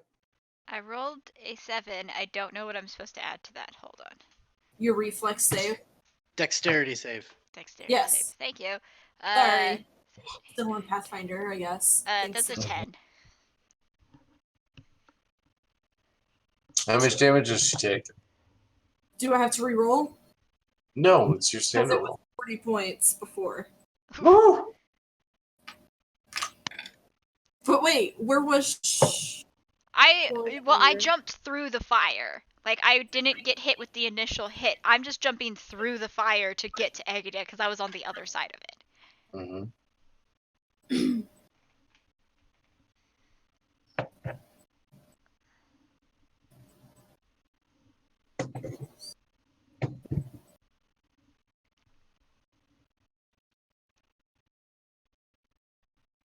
So Yeah, it says when you enter the wall for the first time.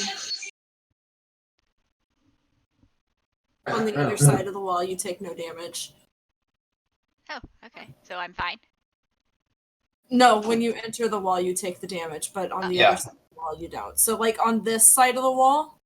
I didn't want to move it. On this side of the wall, where we're at currently, we can't receive damage from the wall. On this side of the wall, you do receive damage. Okay. right, but she jumped through As you that. through it, you get damage. Okay. That's fine. She'll jump through. It'll take off her lion form, and so she'll just shift back into her normal self and be ready to defend Egida. Can we go on a bathroom break right before we hop into battle too much? Actually, I was going to say this. It's going to be a good ending point. Like honestly, you can take a piss if you want. You want to take a break real quick? It's whatever. I just got Yeah.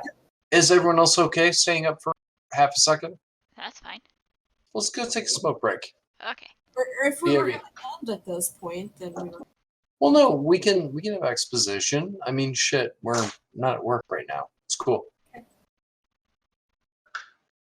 All right, if we'll go back then. We'll just do a quick be right back. It'll be fine.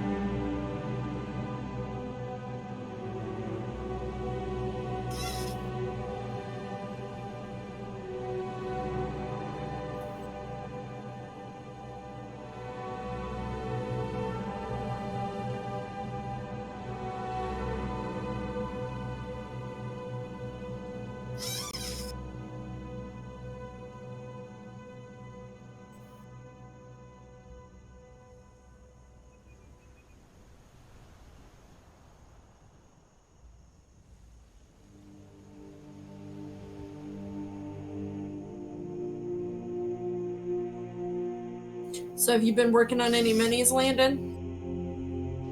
Yeah, I've been doing a few. I actually had a failed print last night, and I was fixing the supports on it for the first part of this session. What you doing? The Mind Flayer set. Nice.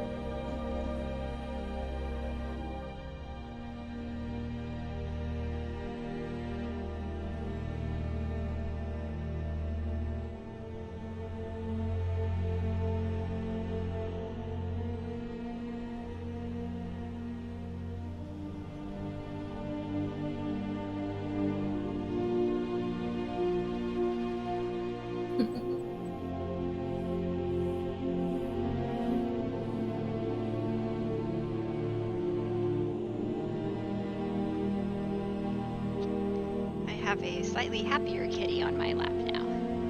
Yay! He has these huge mats on his chest. It's actually the most patient he's been with me cutting a mat off of him, but Yeah, I need a shaved scuttle. yeah. His ass is starting to look like Talia's head.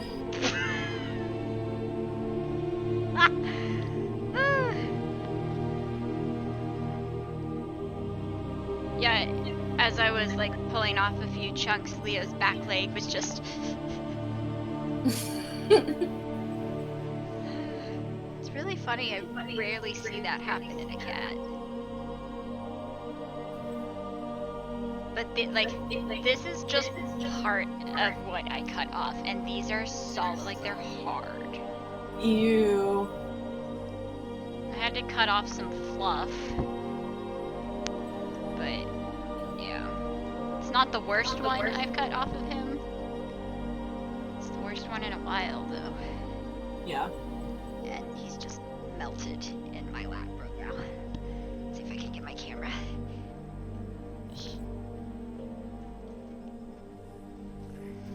Aww. Just a melted kitty. Hi, kitty.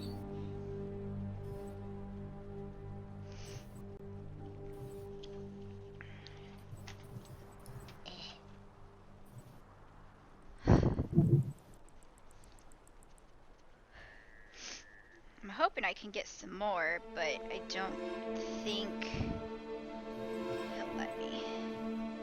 That one was definitely the worst one, though. Yeah.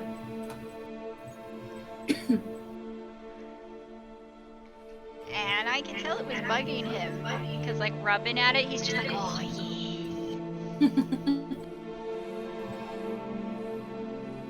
I need going to remember to bring a brush down here so I can brush him when he's in my lap like this.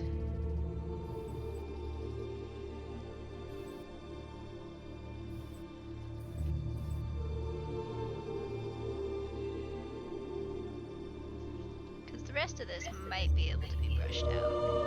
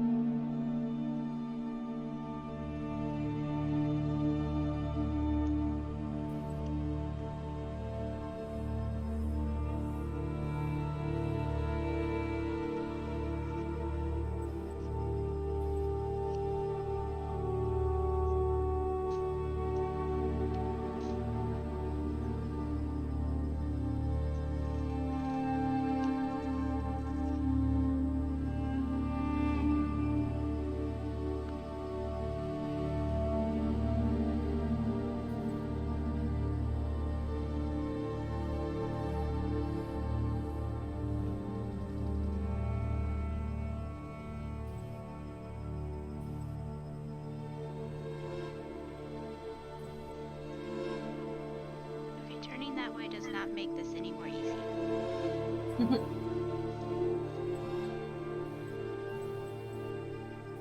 Come on, we just got a little bit more. Oops. Sorry.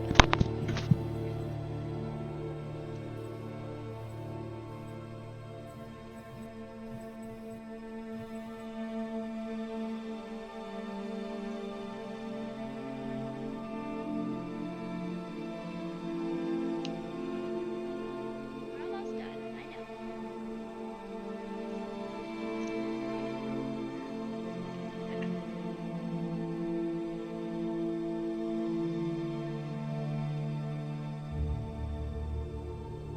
That has to feel better. Okay.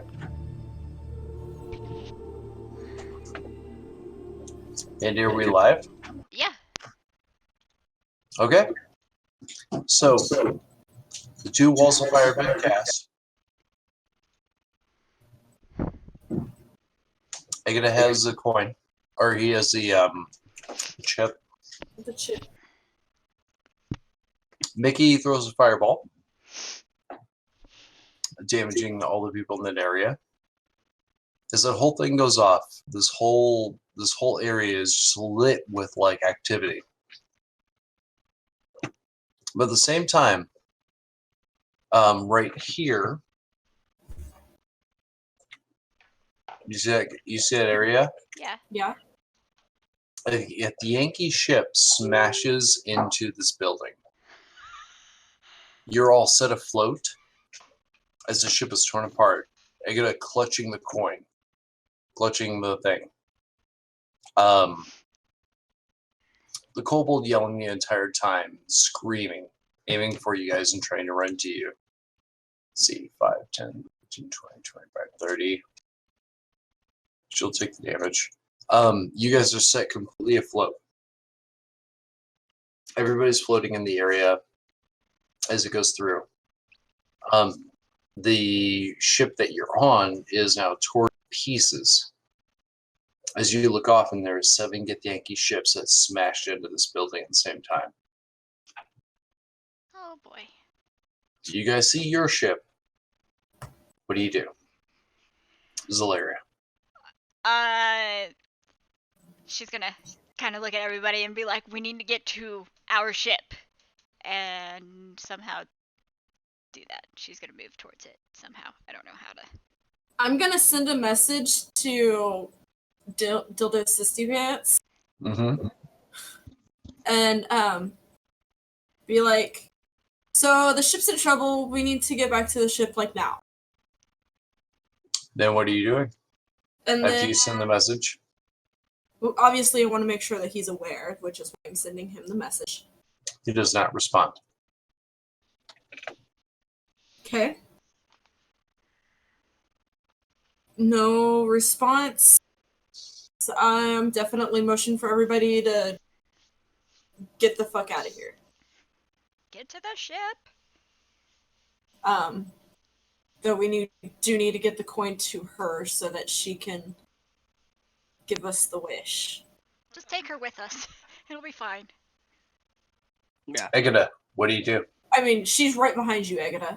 I mean, if Tirth isn't gonna pick her up, which I assume that would be his first instinct, but he's not here to make that call, I will pick her up. You head towards the ship. I'm gonna dimension door to the ship. Awesome. And Tirth will swim towards the ship as well. So the gambling ship is torn apart by these Githyanki ships. You guys all float out into space, which you can breathe in. It's not space in traditional sense. And you guys head towards the ship. As you guys land aboard the ship, you see that the captain and the first mate are passed out completely. Everyone's looking at you guys for directions as you land on the ship. And that's where I'm going to end today's game. God damn it, because Haley was totally gonna, dimension door onto the ship and see if he's passed out. Then she's just gonna slap him and be like, "Get the fuck up! We need to get out of here!" Hilarious. So that's where we're going to end today's game, ladies and gentlemen. Good job.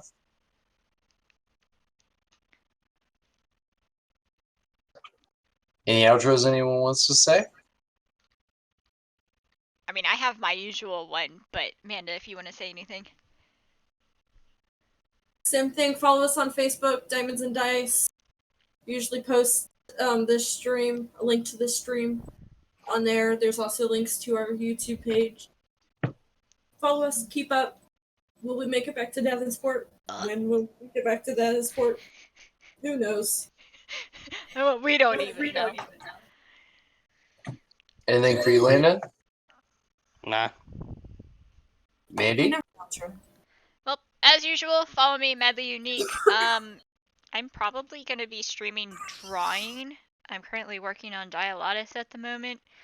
She's being a pain in the butt. As Amanda said, follow us on Facebook, YouTube.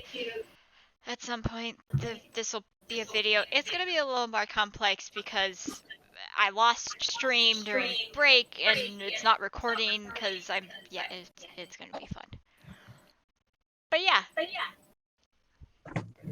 We'll be back next week. Yay! Everyone say bye to stream.